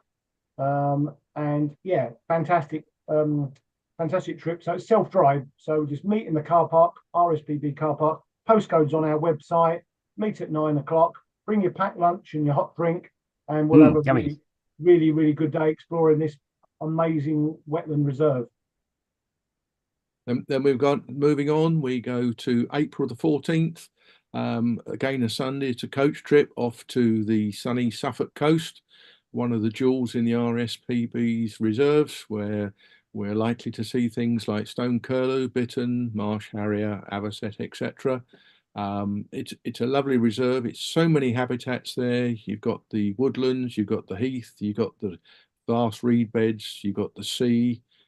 You've got everything to see, up to probably 100 species if you're fortunate. So you'll see there that it says the coach is technically full at the moment, but we are likely to get a few cancellations. So we're running a waiting list, and I can put you on that. So if you're interested, please just contact us and we'll put you on. Absolutely. And then in May, we're going to an old favourite. So it's Old Lodge, which is a Sussex Wildlife Trust reserve. It's on the edge of Ashdown Forest. Amazing habitat. I mean, it's a habitat that we don't have in Essex. So it's heathland habitat and sort of downland habitat. Amazing for species like tree pipit, as nesting tree pipit, redstart, woodlark. There's a chance of honey buzzard. Great place for insects as well. There's red pole's nest there. It's a very picturesque site as well. So very sort of open views of Ashdown Forest. So we're heading there on Sunday, the 5th of May. And as Gerry said, the trip is technically full, but we do have a waiting list just in case there's any cancellations. And then our final trip of the current programme is 9th of June, again a Sunday, departing Chelmsford at the usual place, usual time, 7:30, heading to Norfolk for Hickling Broad, one of the superb sites for crane, common crane, bittern, marsh harriers. We've seen getting close on to 100 marsh harriers coming to roost of an evening, and the cranes are also a possibility there. We do a pickup at Stanway. That'll be about 10 to 8. And again, it's technically full, but I'm sure there will be places come available, so we can add people to the waiting list. Excellent. So really quickly, we're just going to go through the indoor meetings. So again, tells you at the top here where the indoor meetings are held, where you can park, how much it costs. So it's £3 for members, £4 for non-members. And we are highlighting the online only talk. So the next one is on the first Friday in January, online only BTO on curlews and waders from Samantha Franks, which I'm really looking forward to. Then we've got a wonderful talk in February, which I'm really looking forward to. Do you want to tell us a bit about that, Steve? Yeah, so I'm just going to talk about the wildlife of the Highlands and Islands of Scotland. So lots of lovely pictures, hopefully, once I've sorted them out. Yeah, so if you've been to Scotland birding, or if you fancy going to Scotland birding, I'm going to show you the highlights, the wildlife highlights of Scotland. Excellent. One thing I will say is that you've done, how many indoor talks you've done now? Is it 3 or 4? 4. 4 now, yeah. 4. And I think every year they've all been the most attended talk. So get there early, because if you want a seat and sit down and watch it in comfort, you need to be there early. Otherwise, you'll be standing at the back, which people have done in the past. So always really good. Please come along to that one. Then what we got after that, Gerry? What's in March? We then go on to a site to the west side of the county, to Copt Hall, which is an old Georgian mansion which was damaged by fire some years ago. It's got a superb site which has developed, and our speaker of the evening will be coming along and telling us what was there, the development of the site, and what is happening there. And it'll show what can be found in places like that, which is on the edge of Epping Forest. That's on the 1st of March. Thing I would say there is that the March talk is, or has been historically, when we also hold our annual general meeting, but for a number of reasons we are moving that back a month, and that will be when we hold our final meeting in April. Okay. And who's on the final meeting, Steve? So we've got Liz Huxley. She's a wildlife photographer. So she's doing a wildlife tour of East Anglia. So she's heading through, splitting the year into months. So picking out the key sites to visit. and then the key species to look for. So that'll be a really good talk. Hopefully, and again, it's East Anglia, so local to home, easy to get to. So yeah, and that's on Friday, the 5th of April. So a really good selection of talks this year. Definitely. Yeah, really good. So So if you want to get in, sorry, go on. I was going to say, we look forward to seeing as many people as possible at the talks, and as I say, as online as well. I mean, they're a great, we've said it before, they're a great social event. It's lovely to catch up with people, have a cup of coffee. Gerry brings the big biscuits. I mean, you know. Bought mince pies last time. Mince pies, what's not to like? That was a Christmas special, guys. A bit like the Wader Watch that we had down at Malden, the pop-up event down there. Matt kindly brought some mince pies along there. Right, just very quickly before we leave this page, 2 things for people to look at. Big County Birdwatch, which is going to be taking place in October 2024. Full details will be published in due course. And the conference, and that's really taking shape now, although I haven't put the new poster up, apologies. But this is on the 23rd of March, Saturday the 23rd of March. Gerry, again, I don't know if you want to run through some bits and pieces. Yeah. Absolutely. It's Saturday, the 23rd of March in the Writtle University College, the Northumberland Lecture Theatre, which is next to the Wilkins Tea Rooms. It's not the building on the other side of the road. It's on the Wilkins Tea Room side. Absolutely no problem with parking. There's vast parking there. We have 6 eminent speakers coming along to talk to us about birds and birding, past, present and future. So it'll be a little bit of history, a little bit of what's happening now, and a little bit of what may well happen going down the line. Tickets will be available or are available at £25 per person, and that ticket includes for a light lunch and refreshments on arrival during registration. If you haven't been to the theatre, it's a superb tiered seating with a wonderful sound system, so there's no issues about not being able to hear the speaker, and a double screen as well. So it's a superb event. Absolutely. If you're interested in coming, you can see on the screen here. Please send us an email, info.ebws@gmail.com, just with your name and how many tickets you require. There's been a lot of interest so far. We haven't actually started officially selling the tickets yet, but if you send us your details, you'll be put on a priority list before they go on general sale. So 48 hours before, we'll contact you by email, and you'll have the opportunity to confirm your purchase. And the other thing I'd like to mention very quickly, you can see at the bottom there, the event is being sponsored by Viking Optical. So Viking Optical, our friends up in Halesworth in Suffolk, they have a great range of optical products in their showroom, their own stuff. They've got Swarovski, they've got Zeiss, they've got Kowa, and lots of other things there. And they've said that if you go along and quote your membership number, if you don't know what it is, send us an email and we'll tell you what it is. They will give you a bit of discount. They will look after you. So well worth bearing in mind. Obviously, there's lots of places you can buy your optics from. They're teaming up with us for the conference, and it may be a thing that stays in place for the future. So watch this space. We got something else.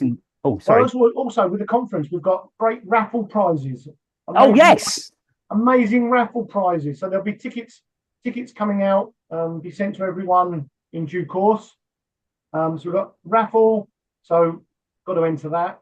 Got to be in it to win it. And then we've got what else? We've got various stands at the fair as well. Yeah, so, probably had the BTO there, the RSPB, Space High Wildlife, swallow birding will be there. Yes. There we go. Look at that. That's one of the that's one of the star prizes at the moment. That's the 8 for 42 pair of top of the range Viking Osprey binoculars, which I've looked through a pair of these, and they are very, very nice. £500 raffle prize. That's not to be sniffed at. So exactly. I'm already going to buy all the tickets, so no one else is going to win. No, I think, yeah, that's a cracking prize, definitely. That's the sort of thing you do, Matt. Buy £1,000 worth of tickets for a £500 pair of binoculars. That's big maths, isn't it? Hang on a minute. I'm sure that works out, doesn't it? That's right, Rodney. No problem. Oh dear. Right. So that's what we've got looking forward to. And there's something else in January, I think, isn't there, Steve? Is there? I think so. Yeah, we wrote it down, didn't we? 28th of January at Fingering Home. Oh, my crikey. Yes. Yes. Got my last sheet.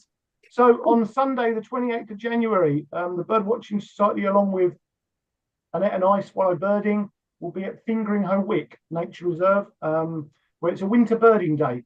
So the Birdwatching Society stand will be there. So if you haven't paid your subscriptions before then, you better do that on the day. We'll have all our bird reports there, Essex birdings. I'll be trying to flog some holidays and day trips. If you fancy coming out birding with me for the day, you can do that. But Matt and I will be leading 2 walks. These are free walks. So they're not, you don't have to pay for them. If you're not a member of the Wildlife Trust, they ask for a donation. There'll be tea, coffee, food. It'll be amazing. If you want to come around Fingering Hoe and see and hear birds that you've never seen and heard before, go around with Steve. If you want to see a blue tit and a mallard, just come around with me. You're doing yourself an injustice, mate. I'm sure many people have been to Fingering Hoe Wick Reserve, but it is a fabulous reserve. It's one of my favourite Essex reserves. With different, it's compact, it's neat. The staff at the centre there are very obliging and most welcoming. As you say, there'll be teas, coffees, cakes, etc. there, and the walks around. Everybody will enjoy them. So yeah, we look forward to seeing both members and guests come along on that day. Right. We've had a message from Steve Wilkinson that says, "Am I going to get to the conference on time next year without any feeble travel excuses?" Well, you've got a story about this already, haven't you? Yeah. Where are you the night before or the day before? So the day before, I was in Costa Rica. So we were the conference was on the Saturday. We were flying home Thursday, but there was a bit of a plane crash in Costa Rica at the airport. So all the flights got cancelled. So literally, we flew from Costa Rica, got to Heathrow at 8 in the morning, and literally got home, jumped in the car, drove straight to the conference with I haven't slept for 36 hours or something. That's what I call dedication. And next year, I'm getting back from Costa Rica the day before again. So, glutton for punishment, mate. What could possibly go wrong? No, to be honest with you, I think the adrenaline of the whole event just carried you through. You'd never have known. And caffeine. Yeah, Red Bull. So it's been, I mean, no, we've had a great year so far. We've got a great year coming up. I mean, if you've never been on our field trips or evening meetings, please come along. Be lovely to see as many people as possible. Absolutely. Yep. Right. So just to finish with Gerry, then I just wanted to say, and I'm sure Steve will echo this. Thank you. You organise so much behind the scenes and up front that people are aware of, but what people aren't aware of is the tireless work that you do in the background. The emails that Gerry sends me, emails that I see them the next day. They're being sent at midnight, 1 o'clock in the morning. He virtually writes the entire journal himself at the moment, does all the field reports, so many articles, and so much content. Plus, he's arranging the conference and he's organising field trips and liaising with the visitor centres to make sure the parking's okay, make sure they've got enough food for us. He does all of this without anyone seeing it. So a huge thank you, Gerry, because it really is appreciated. I just want to make sure people are aware of what you do. Following on from that, if anyone wants to contribute to the journal, please do, because we are looking for contributions. And if it wasn't for Gerry, it would be about 3 pages long and 2 of them would be photographs. So you do an amazing job, Gerry, and we really do appreciate all the effort you put in. I mean, it's outstanding, I have to say. Thanks, guys. But it's a team effort with everybody, without any shadow of a doubt. And the people viewing this evening will see our faces, and they might say hello to us when we're at a reserve, and certainly when we're on trips, etc. And that. But it is a team effort, and I would just like to say a huge thank you to everyone involved. I'm going to go down the list, and I've written it down to make sure I don't miss anybody out. But we've got Mick Tracy, who's the senior recorder, who looks after all the sightings that are received, which are in excess of 250,000. Tony Gales, who's our treasurer, who stood down because he's now living in Wales, and the job being taken over now by Sue Watts. So there's a transition there, but it's going well. Neil Sumner, who's the editor of the Essex Bird Report, with his team of sub-editors who we don't mention, but they're in the report. And without all their work, that publication just would not happen. Greg Hope, who puts together the Essex Birding magazine twice a year. It's a brilliant magazine with articles. Okay, I've done one or two.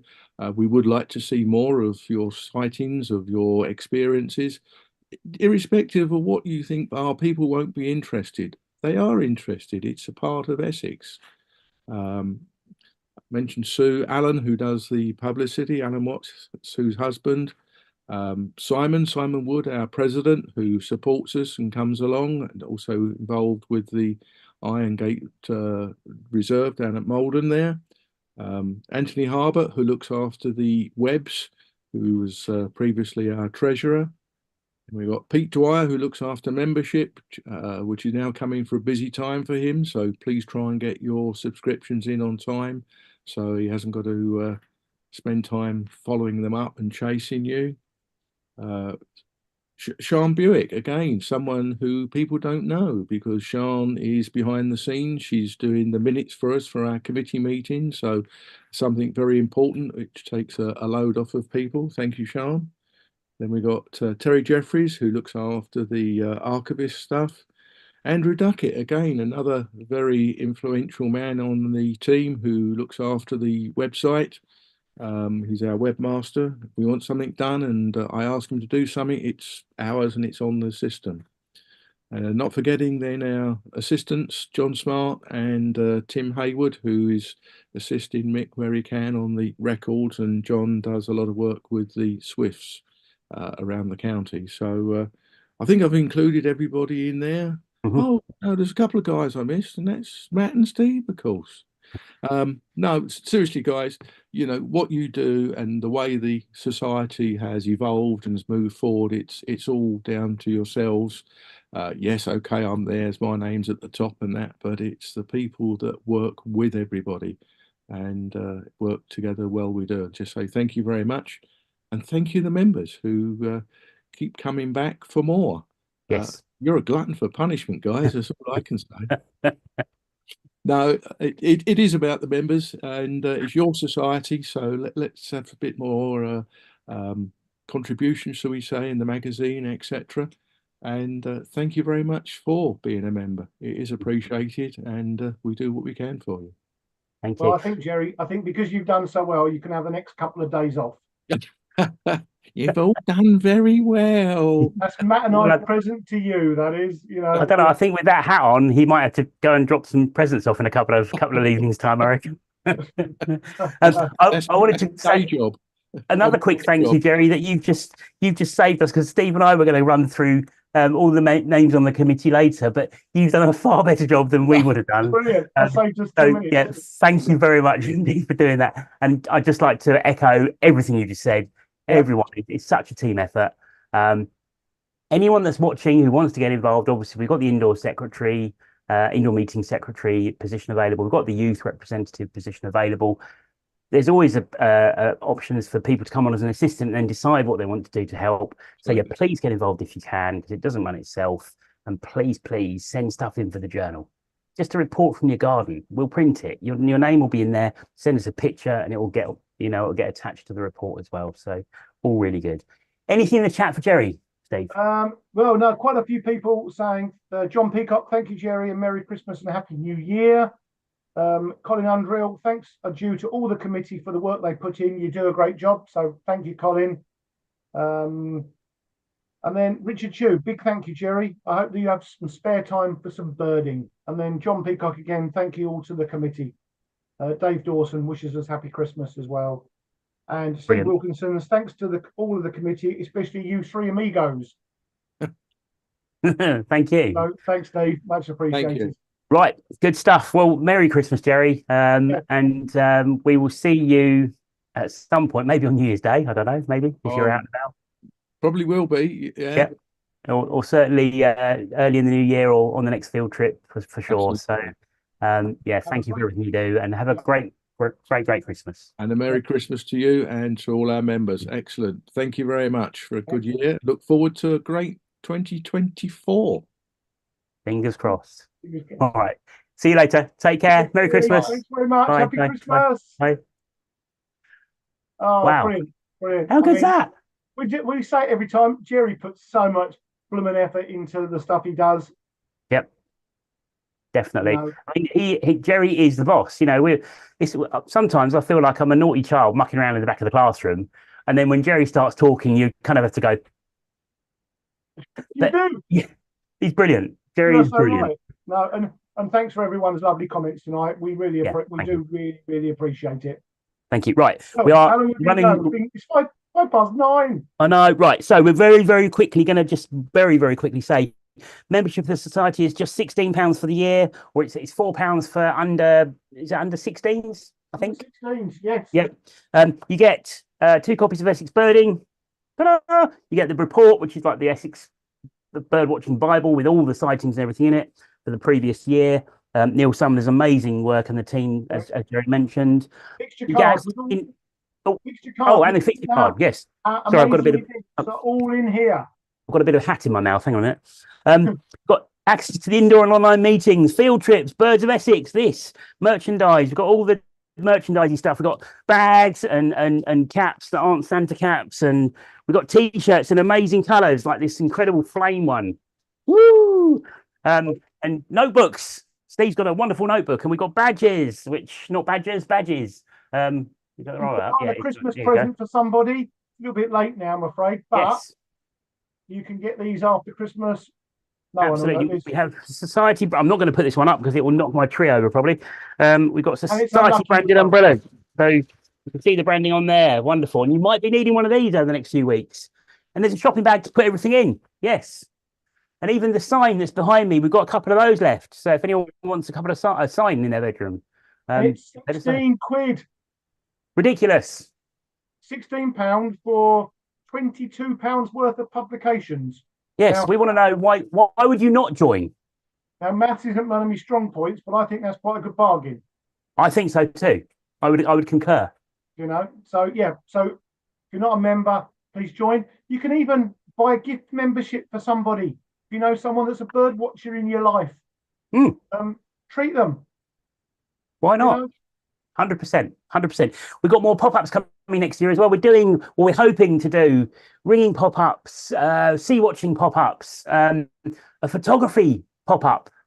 So there's stuff on the horizon. Maybe the Ironworks Meadow pop-up that I mentioned.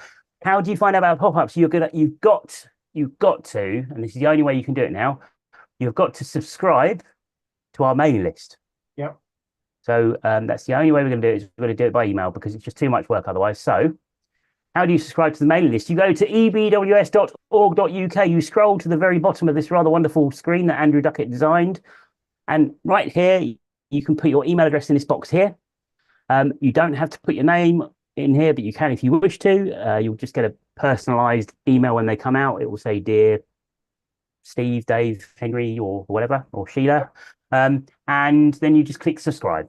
And then everything that we do, whether it be the indoor meetings, whether it be the pop-up events, the field trips, this show, and any other relevant information will be sent to you by email. You can unsubscribe if you no longer wish to receive them. Okay. Yep. So just to make that very clear, but we've got over 800 subscribers at the moment. We've got, I think, over 500 of the members. So there's still some members that aren't subscribed to it. So the only reason we're mentioning this now is because all pop-ups are going to be via mailing list only from now on. So I don't want to get to the situation where people feel they haven't been able to attend a pop-up because they weren't offered the opportunity to subscribe to the mailing list. Yep. Right. Should we do the rest of the final 3 questions of the competition? Final 3 questions. Yep. Final 3. Right, here we go. So once well done again, for everyone that's still staying with us tonight, because I know you're all staying to the end because of the finale. So yeah, we're almost there. You've got time to get more drinks in for the finale because you will need them. Right, are we ready, Steve? I was going to get a drink back, but my webcam's on my bottle of rum. So that's no good. You need a straw. Right, can you see then? I can. Oh, there's another spelling mistake. Oh my god, you can tell I did this really quickly, can't you? So yeah, sorry. So as you know, we're all volunteers at this, and Matt does a lot of work in his spare time, hence the rush. So please don't hold it against him. Well, you can. Just call me an idiot next time you see me. That's fine. So question 10. Which year did the little egret first nest in Britain on Brownsea Island? Was it A, 1976, B, 1986, C, 1996, or D, 2006? Nice. We like a multiple choice, don't we? That's always good. Question 11. Seabirds can drink salt water without killing themselves. Is that true or false? And then question number 12, final question. Which garden finch has the longest tail? And numbers on the screen. So put your name and answers to the number that's shown. And I hope you're not going to ask me the answers to these questions, because I have no idea. Brilliant. Right, anyway. There's going to be a controversial one, I think, as well. I'm already sensing a controversial answer later on. Oh, okay. Right. So thanks to everyone that's entering tonight. Yes. Well, what have we got? Any feedback? We've got a little bit of feedback. Back to ringing. Hold on, something's going on wrong here. There we go. Glenn Moore said we talk about ringing. He said he found a dead cormorant at the Naze that had been ringed in Helsinki 5 years ago. Oh wow! Okay. That's really cool. Richard Chew, black-winged kite has to be the 2023 bird of the year, but he didn't see it. Yeah, we know how you feel. Colin Undrill, his own bird of the decade, never mind the year, was the waxwing in his garden. I mean, I would definitely agree with that if I had a waxwing in my garden, 100%. Yeah, and speaking of waxwings, there were 2 at Abberton on the nature reserve this afternoon. Yep. So, and that's a really good bird for Abberton. And all the regular Abberton birders, I don't think not many people have seen waxwings. So hopefully they'll be hanging around tomorrow. So you're off to pick up your Christmas turkey, diversion via Abberton, as you do. Absolutely. Brian Priestley. So he's just started birding this month. So welcome, Brian. So thanks, Brian. And so all sightings at the moment are good. But he did enjoy the tagged barnacle geese at Blue House Farm and finding out where they'd been, which we saw, the net collared ones, which we saw on Wednesday when we were out, which was great. We did. And then finally, someone called Dr. R. Little says, which is the best email to use to offer writing for the journal, Matt? So info.ebws@gmail.com. If you use that one, that's kind of the main one. The talks one and the photo one is really just for the show and the photography competition. So anything else, info.ebws@gmail.com, please. And then Ian Swanson said, are you doing the last 3 questions so you can see if he's got all 12 wrong? I'm sure he hasn't got all 12 wrong. I'm sure he hasn't. Come on, Ian, you're better than that, mate. But if he has, I think I've got a wooden spoon knocking around in the kitchen drawer somewhere. So I might be able to send it out. And then last but not least, John Peacock says he's recently bought membership for his youngest daughter and his grandson. So as we said, it's ideal for gift membership. So thanks, John, for that. John. Much appreciated. Good stuff. Right, good stuff. Right. Well, should we do the bird of the year very quickly? The Twitter thing that we did, whole thing, whatever it is. There we go. The result was... No, sorry, this is much more important. This is... Oh, go on. So Brian Priestley, who's just started birding, he said it was our last show that did it for him. Wow. Blimey, thank you very much. We've got one happy watcher. Excellent. We'll do another show next month then. Yeah. Just for Brian. Oh, just another one before we go on, because lots of things are happening. Glenn Moore said, if anyone's going to Abberton tomorrow to look for the waxwings, please stay on the paths because the birds are easily flushed. Yes. You know, and we've done this before. At this time of year, birds' welfare comes top. Not your photograph, not, you know, how close you can get to them.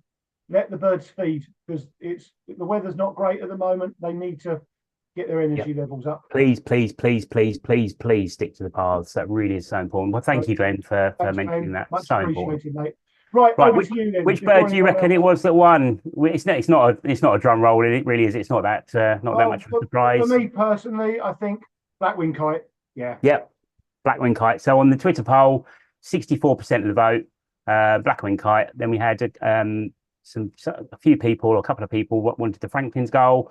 The canvasback and the pallid harrier were fairly close to each other, but I think the black-winged kite, just because of the fact that it's the second for the UK, the first one ever in Essex.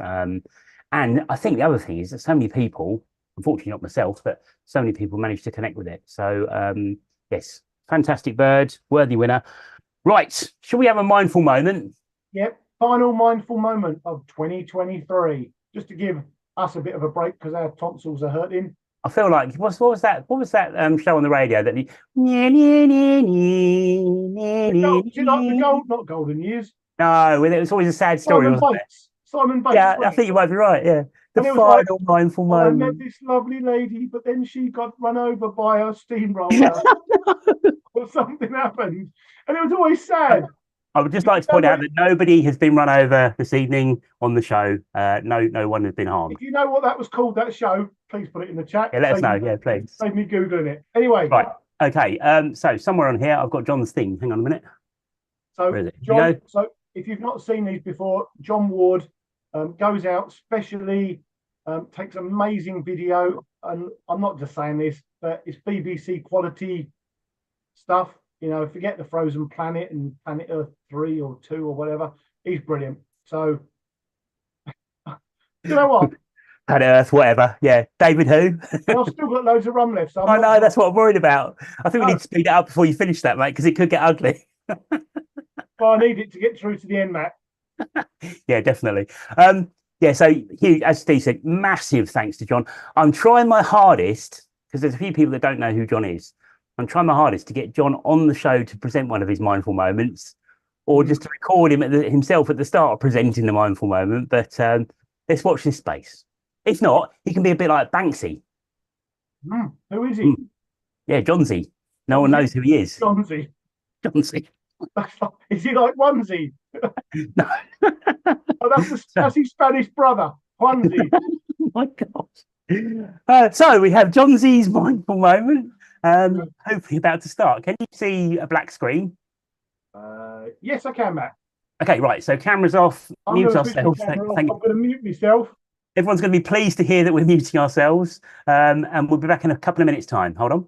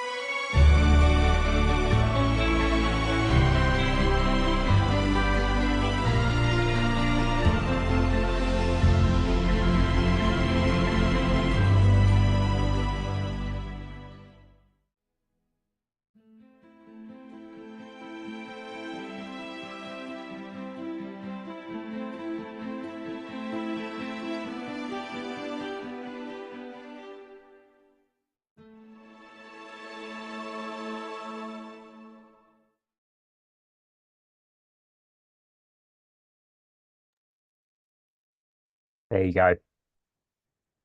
Amazing. Wonderful. Amazing. That was a look back at the year through the camera of and the skills of John Ward. So thank you very, very much indeed. I love that. The footage of the shorted owl swallowing the vole. Yeah. I just love, I mean, it's just, do you know what? It's so relaxing. And the Chetty's warbler doing the, you know. I know. I mean, you know what? Some of those things on there, you're lucky if you ever see them, let alone manage to capture them on video, let alone manage to capture them in good quality on video. So, yeah, so impressed. I mean, it just goes to show that video just gives it such another. I mean, we all, you know, most of us carry cameras nowadays, but do you know what? Video is like, you know, when he puts it all together with the music, it's just outstanding. I think a photograph can remind you of a moment, but a video can take you back to that moment, can't it? Yeah. I mean, that's a quote. That's probably the best thing I've ever said. That's amazing. Anyway. You know what?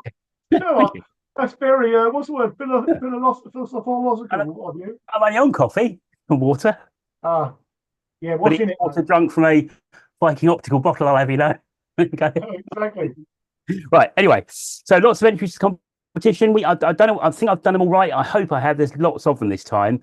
So what we're going to do, we're going to do the answers straight after the break. Then we'll give it a minute just to make sure that people think they've got the same answers that I think they've got, if that makes sense. Then we'll reveal a winner. And if there's any disputes or anything, then please let me know. It might be an idea if when we've done the answers, if you text in what you think you've got as well, because obviously I'm trying to rattle through about 20 something or other people's texts in here. Add them all up. Do that later. Right. Should we have a break? Quickly before we go into the break, Jim Davis, it was Our Tune on Radio 2, Simon Bates. Yeah. When the steamroller featured.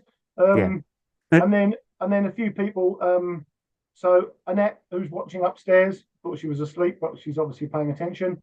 She said that was an fantastic, John. Thank you for the video. Richard Chu, that film was superb. Well done, John. And Stanley Davis is now back in the building. So excellent. Good. Right. Well done, Stanley, for joining us, because the best is yet to come. Yep. So from the sublime to the quite frankly, literally ridiculous, we're gonna have a break for I think it's about 2 minutes and 43 seconds. Are you ready for this? You haven't seen this yet, have you? I haven't, but based on what our normal breaks are, it could be very cheesy. If you thought that John's was spectacular, you're going to think that mine is another word that also begins with S, but which we can't say live on air. Here we go.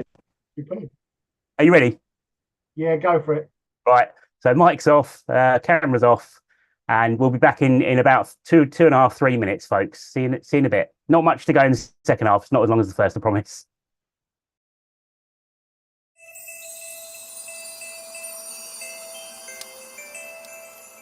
Ho, ho, ho!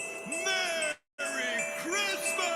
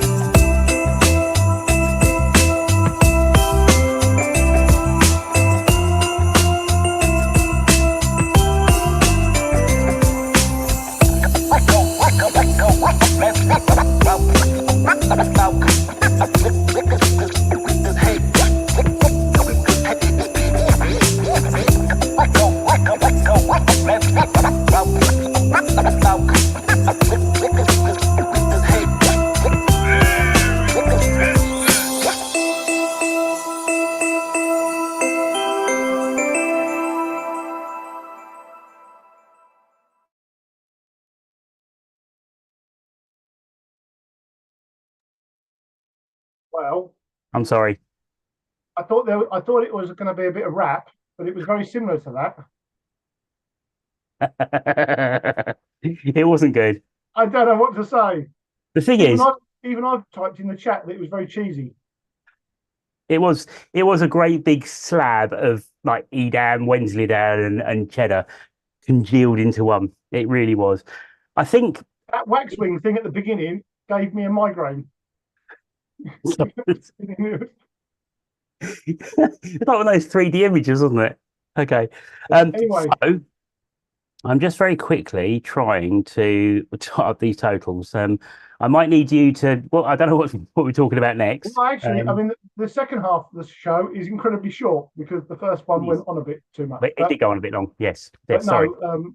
So what have we got? So I'll tell you what. While I've got a really good plan. So I'm going to do the answers because then other people can check their answers as well. So if I click through these, if you tell me when you want it clicked across, and while I'm doing that, I'll try and multitask and check everything else as well. Because I did have to go and grab a drink. Right, hang on. So Susan Pembroke's just messaging with a very smiley but laughing face. So That's about the best I could have hoped for from that video, I think. Right, okay, so can you see the first question again? I can see all three questions, yeah? Yes, yeah. So basically I can press a button and bring up the answers. So Okay. yeah, are you ready? Yep, go for it. Go. Oh, So question Okay. one, what I didn't know. connects a tit, a harrier, and a warbler? And of course, marsh tit, marsh harrier, marsh warbler. And then question number two, although it nests on the ground, a skylark only ever sings in the air, true or false? And the answer is A, which is false. Although they usually sing in the air, they will sometimes sing on the ground. And then the question number three, the answer is moorhen. So it's dark bird, red garters, and its bill is a combination of red and yellow. Well, to be fair, Matt, I got all three of those right. Well done. Good. And that's about as far as I expect to go with this competition. That's good. Hang on a minute. Right, ready? Ready for the next one? Yep. There we go. So how does the roller get its name? It rolls during its display flight, so it does these lovely twisty turns in the air. And then the dodgy record from 1020 or 1920, and the answer is collar dove. Of course, it wasn't present in the UK until the 1050s. I think Exactly. it was 1950s. And then gannets. Yeah, sorry about that. Yeah. It's okay. Gannets have flaps over. What am I doing? I've obviously pressed a 0 instead of a 9 twice. You know what? I'm blaming Microsoft. It's the keyboard. Faulty keyboard. Keyboard. Definitely has to be. And then gannets have flaps over their nostrils, so the water doesn't go up their nose into their brains. And of course, it's false. So their nostrils are internal. And I can't see what the rest of it is. Opening in their mouth. They open inside their mouth, evidently. Now, I didn't know this. So no, to be fair, a lot of people have put, well, I think everyone's put true for that. So that's the one that might be controversial, but I'm just going from our information obtained from a book that was kind of co-written and backed by the RSPB. So I'm hoping that information is correct. But having said that, no one's put false yet, so it doesn't actually affect the scores. To be fair. I knew the first two, but that was a guess, that one. So, Right, next three. So the maximum nesting, 76. So 76 nest sites per metre for the guillemot. That's a fair old few. That's a lot, isn't it? And then our anagram, which I'm rubbish at, is, so from I am nose hurt, is house martin. Yes. And then a reed bunting, I can't say it, a reed bunting changes its song when paired up. And that's true. Again, a lot of those 50-50 chance. So well done on those who got that right. Okay, and final ones. So which year did the little, oh, okay, 96 for little egret. And then seabirds can drink salt water without killing themselves. True. So we know that from formers and things like that. And the garden finch that has the longest tail. Chaffinch. Okay. So we know that no one got 12 right. Correct. No one got 11 right, but I've got, according to my calculations, I'll just do that very quickly. I've got 4 people that are on 10, I think. So First of all, if you think you've got more than 10 right, please send me a text and I'll double check your answers. Oh, a text has literally just come in. That's I said that. Hang on a minute.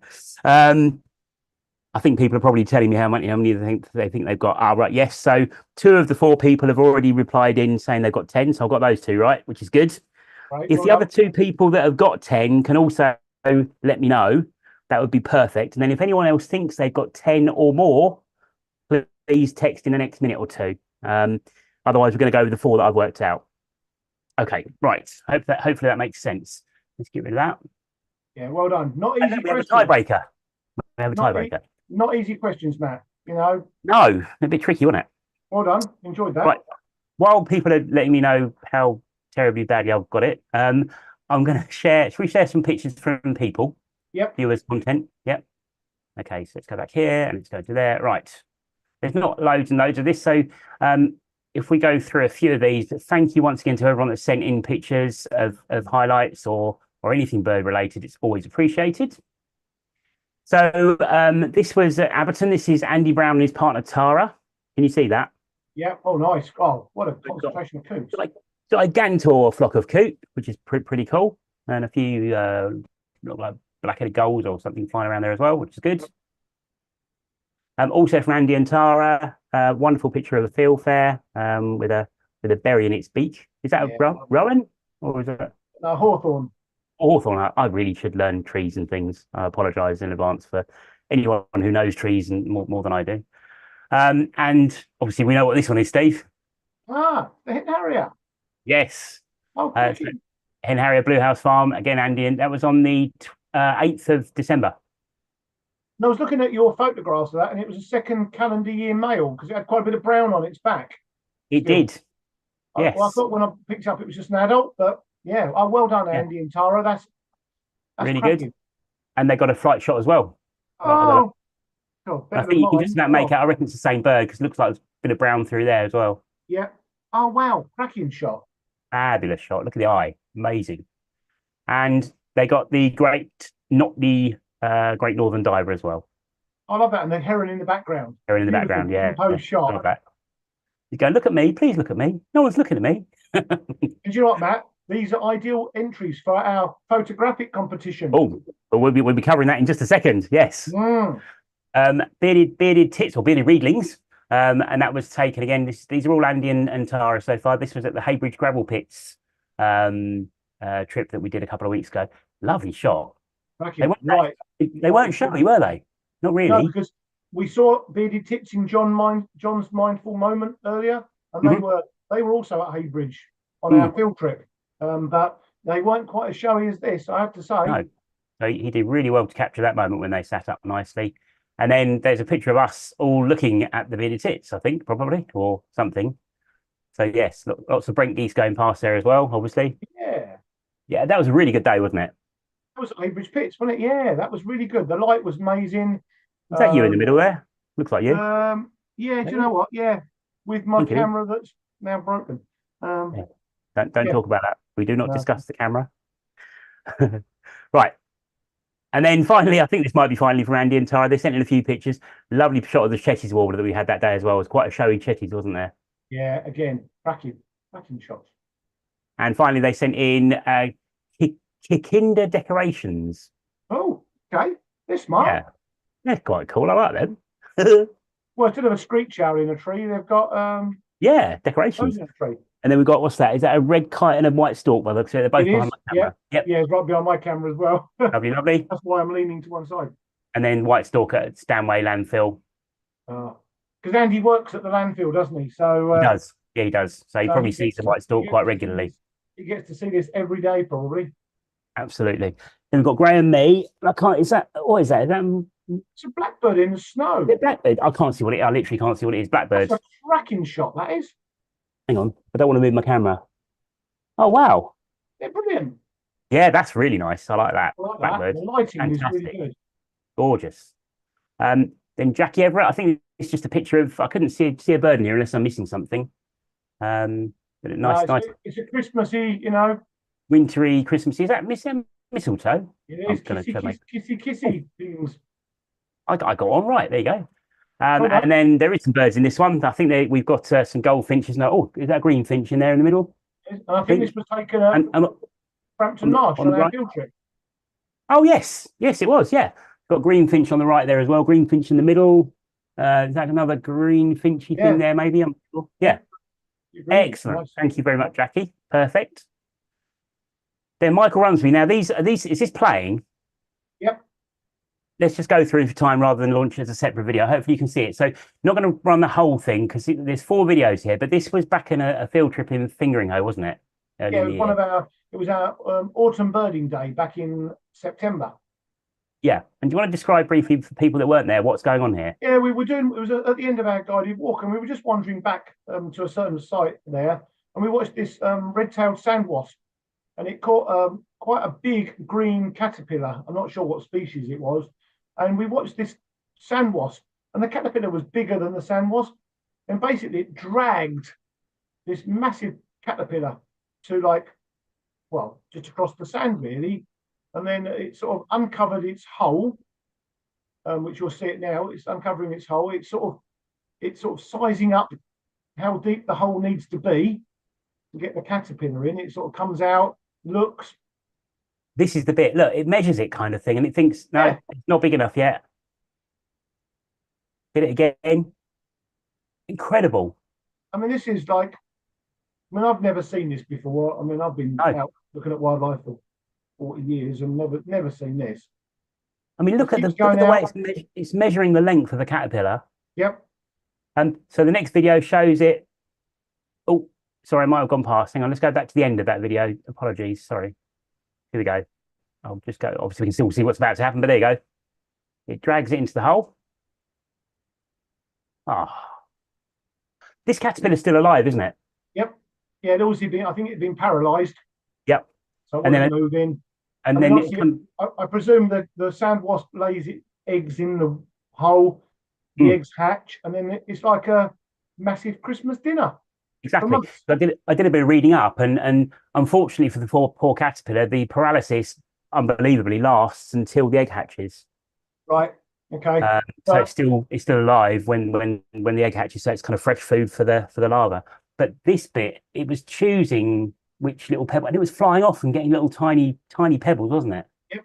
It was flying off, coming back with pebbles, so it knew which size it needed to cover the hole up. I mean, nature is amazing. So. Yep. Astonishing. So thank you so much for sending those videos in, Michael. Really appreciate that. And at the end, if we just fast forward this one, if I can, where's the fast forward bit gone? Oh, there, down the bottom. Right at the end, you literally can't see it because it then covered the pebbles with sand. Yep. You couldn't see where it's been. There were no footprint marks, nothing. Yep. The only problem is it didn't leave itself a map as to where to go, so it couldn't remember where it left them.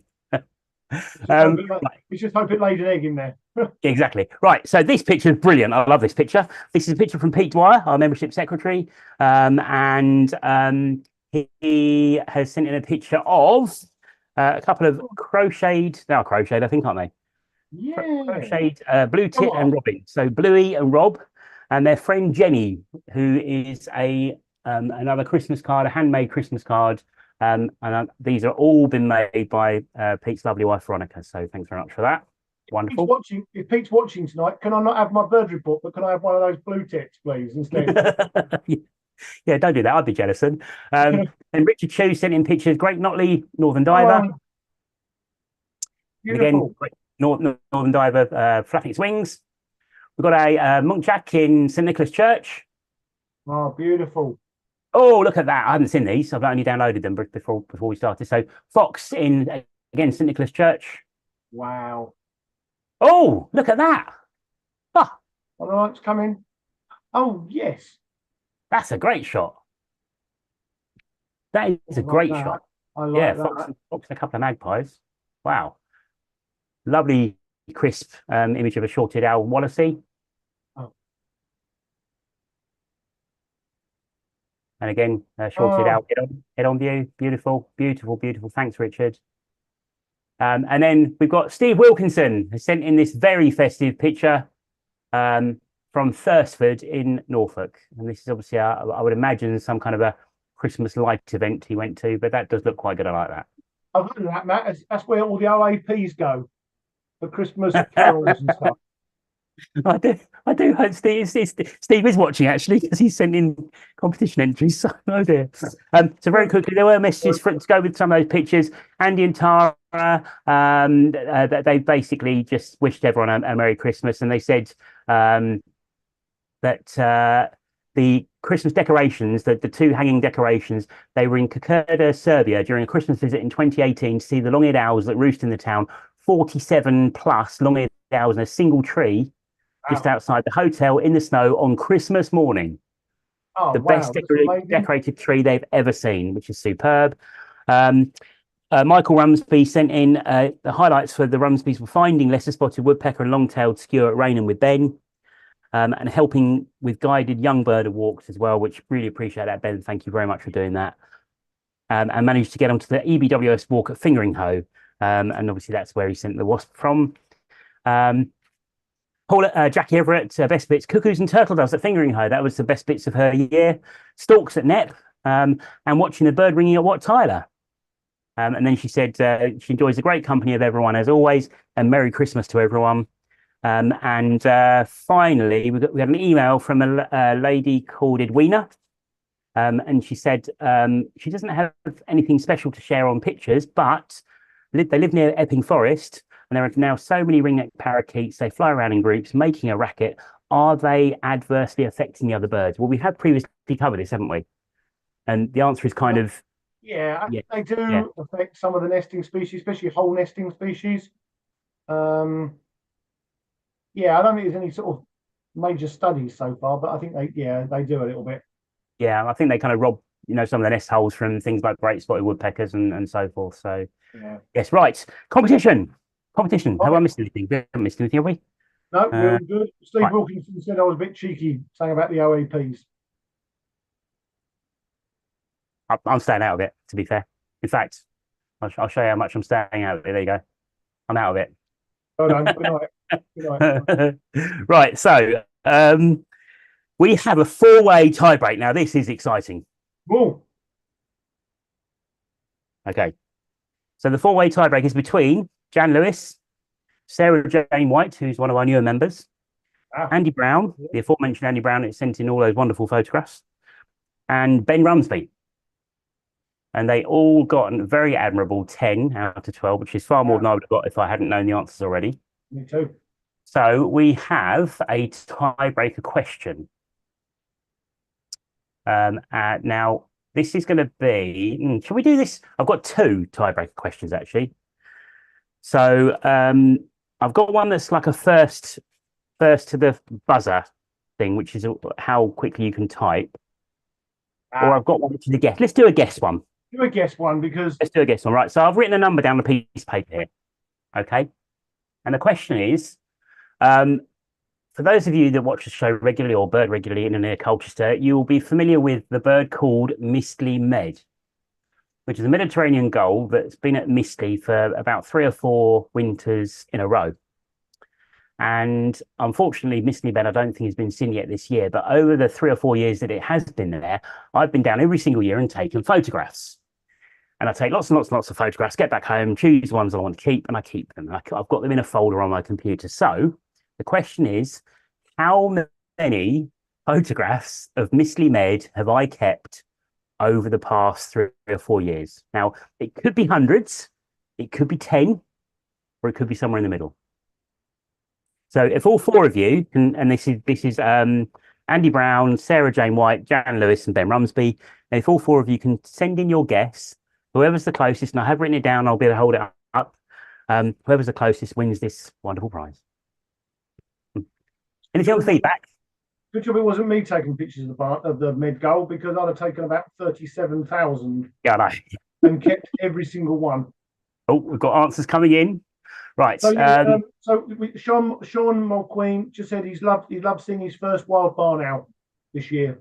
So fantastic. You can't beat owls. I mean, we've showed pictures of owls on the show so far tonight, and congratulate Sean as well, because Sean won the photo competition last time around with the Kingfisher. Yep. In fact, while we're waiting for the answers to come in, photo competition very quickly. The winter competition is now open, so visit ebws.org.uk, and on the front page of the website is this screen, which you can then click on to bring up the main screen, which I'm just about to show you. Can you see that? Yep. With the 23-24 bird photography competition, so it just shows you or tells you how you can enter. Please, when send all your pictures into ebwsphotos@gmail.com, 3 per person. Please remember, as Steve said earlier, birds' welfare is of utmost importance. So keep your distance, never disturb the birds or wildlife when taking photographs. Okay, that's all on the website, ebws.org.uk. Right. Right then. So, have you got Oh. 4 answers, Matt? I have, I think. So hang on a minute. Oh. Oh. Oh, right. Okay. Oh, this is exciting because I don't know what the answer is. I'm really excited and I can see what's going on. So we have 4 answers. So Ben Rumsby thinks I've got 263 photographs of Mistley Med on my computer. Okay. Sarah Jane White thinks I have 65 photographs of Mistley Med on my computer. Andy Brown thinks I've got 434 photographs of Mistley Med on my computer. And Jan Lewis thinks I have 76 photographs of Mistley Med. So on my two quite big numbers, 2 small numbers. Ooh. For the prize. The actual number is, make sure that it's right around, 81. 81. So Jan Lewis with 76 is the closest. And wow. the best thing is that I picked Jan up from his house when I went to Cornwall with him. So I don't need to ask his address. I know where he lives. I can just post it to him. Brilliant. Fantastic. Thank you so much for everyone that joined in with that this evening. It's just a bit of fun. I hope you all enjoyed it. And well done to the final 4 that got 10 out of 12. And well done to Jan for being lucky on your guess. So yeah, thank you very much. And well done, everyone. Yeah, great. That was a good competition, Matt. Good fun. Right. We're going to say some goodbyes and then Yep. yes. And then we're going to ruin everyone's Christmas, I think. Yeah. Yep. So yeah, I mean, just basically goodbye to everyone. Merry Christmas, Happy New Year. Thank you so much for watching over the past year. As Gerry said earlier, thank you to everyone on the committee for all of the input they have. Yeah. Thank you to all the people that come along to the meetings, to the pop-ups.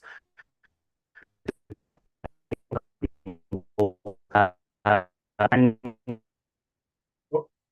can you hear me okay? No, you were just all breaking I think up. I'm going a bit funny. Okay, all right, am I back? Yep, you're good. Yeah, okay. So yeah, thanks to everyone. Thanks to all the people that watch and come along to the events. Thanks to everyone that takes part in the photography sessions and all sorts of things. Yep. And thank you, Steve. Thank you so much for not only doing the show with me, but for your company over the last year, for being a really great mate, and for teaching me loads about birds and stuff. Okay. So looking forward to going birding the new year with everyone out there, including yourself, of course. And I wish everyone a Merry Christmas and a splendid and Birdfield 2024. Absolutely. Okay. And happy Christmas to you, mate. I mean, like you say, we love, I mean, you put so much effort into these shows. I mean, no one knows but stuff. I mean, basically, I just rock up and do a few bits.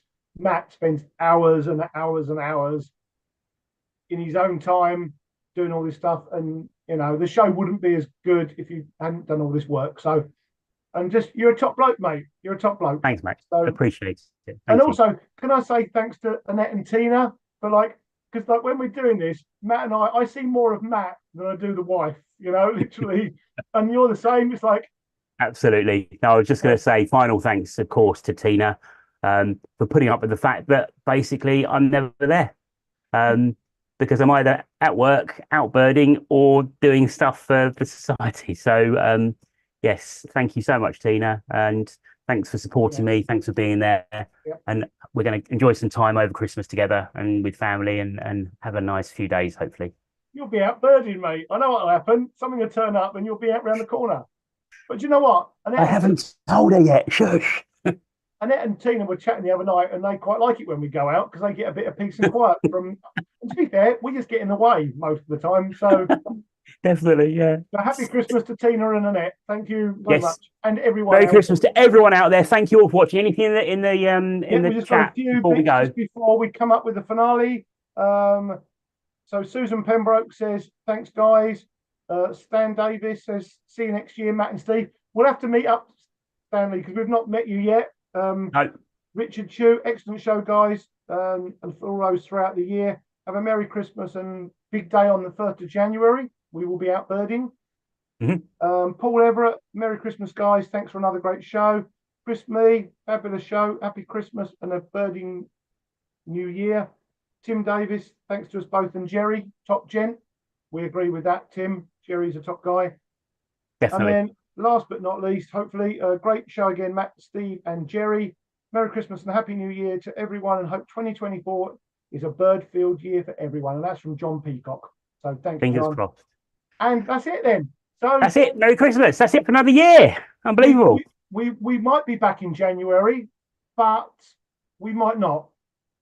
Well, let's just see what the next few minutes hold. So if you can put up with us for another 5 minutes or so, this is just a bit of festive fun from us to you. We're going to say goodbye, and we will see you all next year. So happy Christmas. We're going to switch our cameras off because we need to get into position. Are you ready, Matt? No. I'm nearly ready. Hang on. Hold on. I'm going to...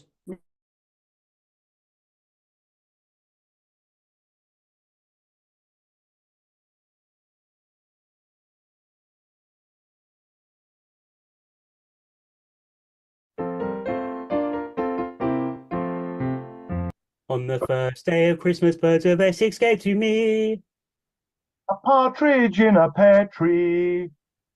Okay, I can't see a tree there, Steve. That partridge appears to be not near a tree. It's in a green field, Matt. Okay, sorry. Okay, all right. Well, don't worry. It's only day one, so I'm sure we can rectify. We'll carry on and we'll get it right next time. I promise. Okay, let's carry on. Bye. On the second day of Christmas, birds of Essex gave to me 2 turtle doves and a partridge nowhere near a pear tree. On the third day of Christmas, birds of Essex gave to me 3 French hens. Right. Once again, those hens, a little bit dubious. They look French. They've got berets on. One of them's got a chef's hat on. There's a bit of onion going on there. French flag, but I'm thinking that's a fake. I don't think they're French hens. Ooh la la. Let's carry on. 2 turtle doves. And a partridge nowhere near a pear tree. On the fourth day of Christmas, birds of Essex gave to me 4 collie birds.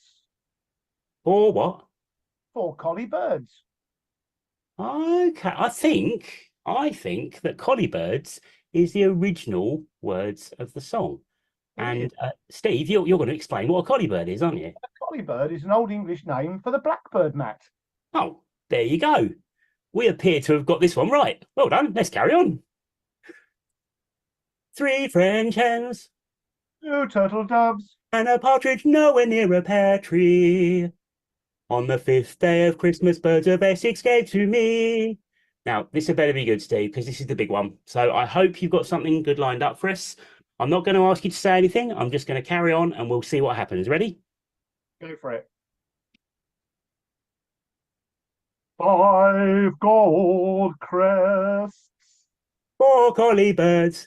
3 French hens. 2 turtle doves. And a partridge nowhere near a pear tree. On the 6th day of Christmas, birds of Essex gave to me 6 geese are laying. 5 gold crests. 4 collie birds. 3 French hens. 2 turtle doves. And a partridge nowhere near a pear tree. On the 7th day of Christmas, birds of Essex gave to me 7 swans are swimming. 6 geese are laying. 5 gold crests. 4 collie birds. 3 French hens. 2 turtle doves. And a partridge nowhere near a pear tree. On the 8th day of Christmas, birds of Essex gave to me 8 hunters hunting. 7 swans are swimming. 6 geese are laying. 5 gold crests. 4 collie birds, 3 French hens, 2 turtle doves, and a partridge nowhere near a pear tree. On the 9th day of Christmas, birds of Essex gave to me 9 divers diving, 8 raptors hunting, 7 swans a swimming, 6 geese a laying, 5 goldfish, 4 collie birds, 3 French hens, 2 turtle doves. and a partridge nowhere near a pear tree. On the 10th day of Christmas, birds of Essex gave to me 10 ducks a quacking, quack quack, 9 divers diving, 8 hunters hunting, 7 swans a swimming, geese a laying, 5 gold crests, 4 collie birds, 3 French hens, 2 turtle doves, and a partridge nowhere near a pear tree. On the 11th day of Christmas, birds of Essex gave to me 11 pipers bobbing, 10 ducks a quacking, 9 divers diving, 8 hunters hunting, 7 swans a swimming, 6 geese a laying, 5 gold crests, 4 collie birds, 3 French hens, 2 turtle doves. partridge nowhere near a pear tree. On the 12th day of Christmas, birds of Essex gave to me 12 drummers drumming, 11 pipers bobbing, 10 ducks a quacking, 9 divers diving, 8 hunters hunting, 7 swans a swimming, 6 geese a laying, 5 gold crests, 4 collie birds, 3 French hens, 2 turtle doves. and a partridge nowhere near a pear tree. Merry Christmas, everyone! Merry Christmas! Ho ho ho! Ho, ho, ho!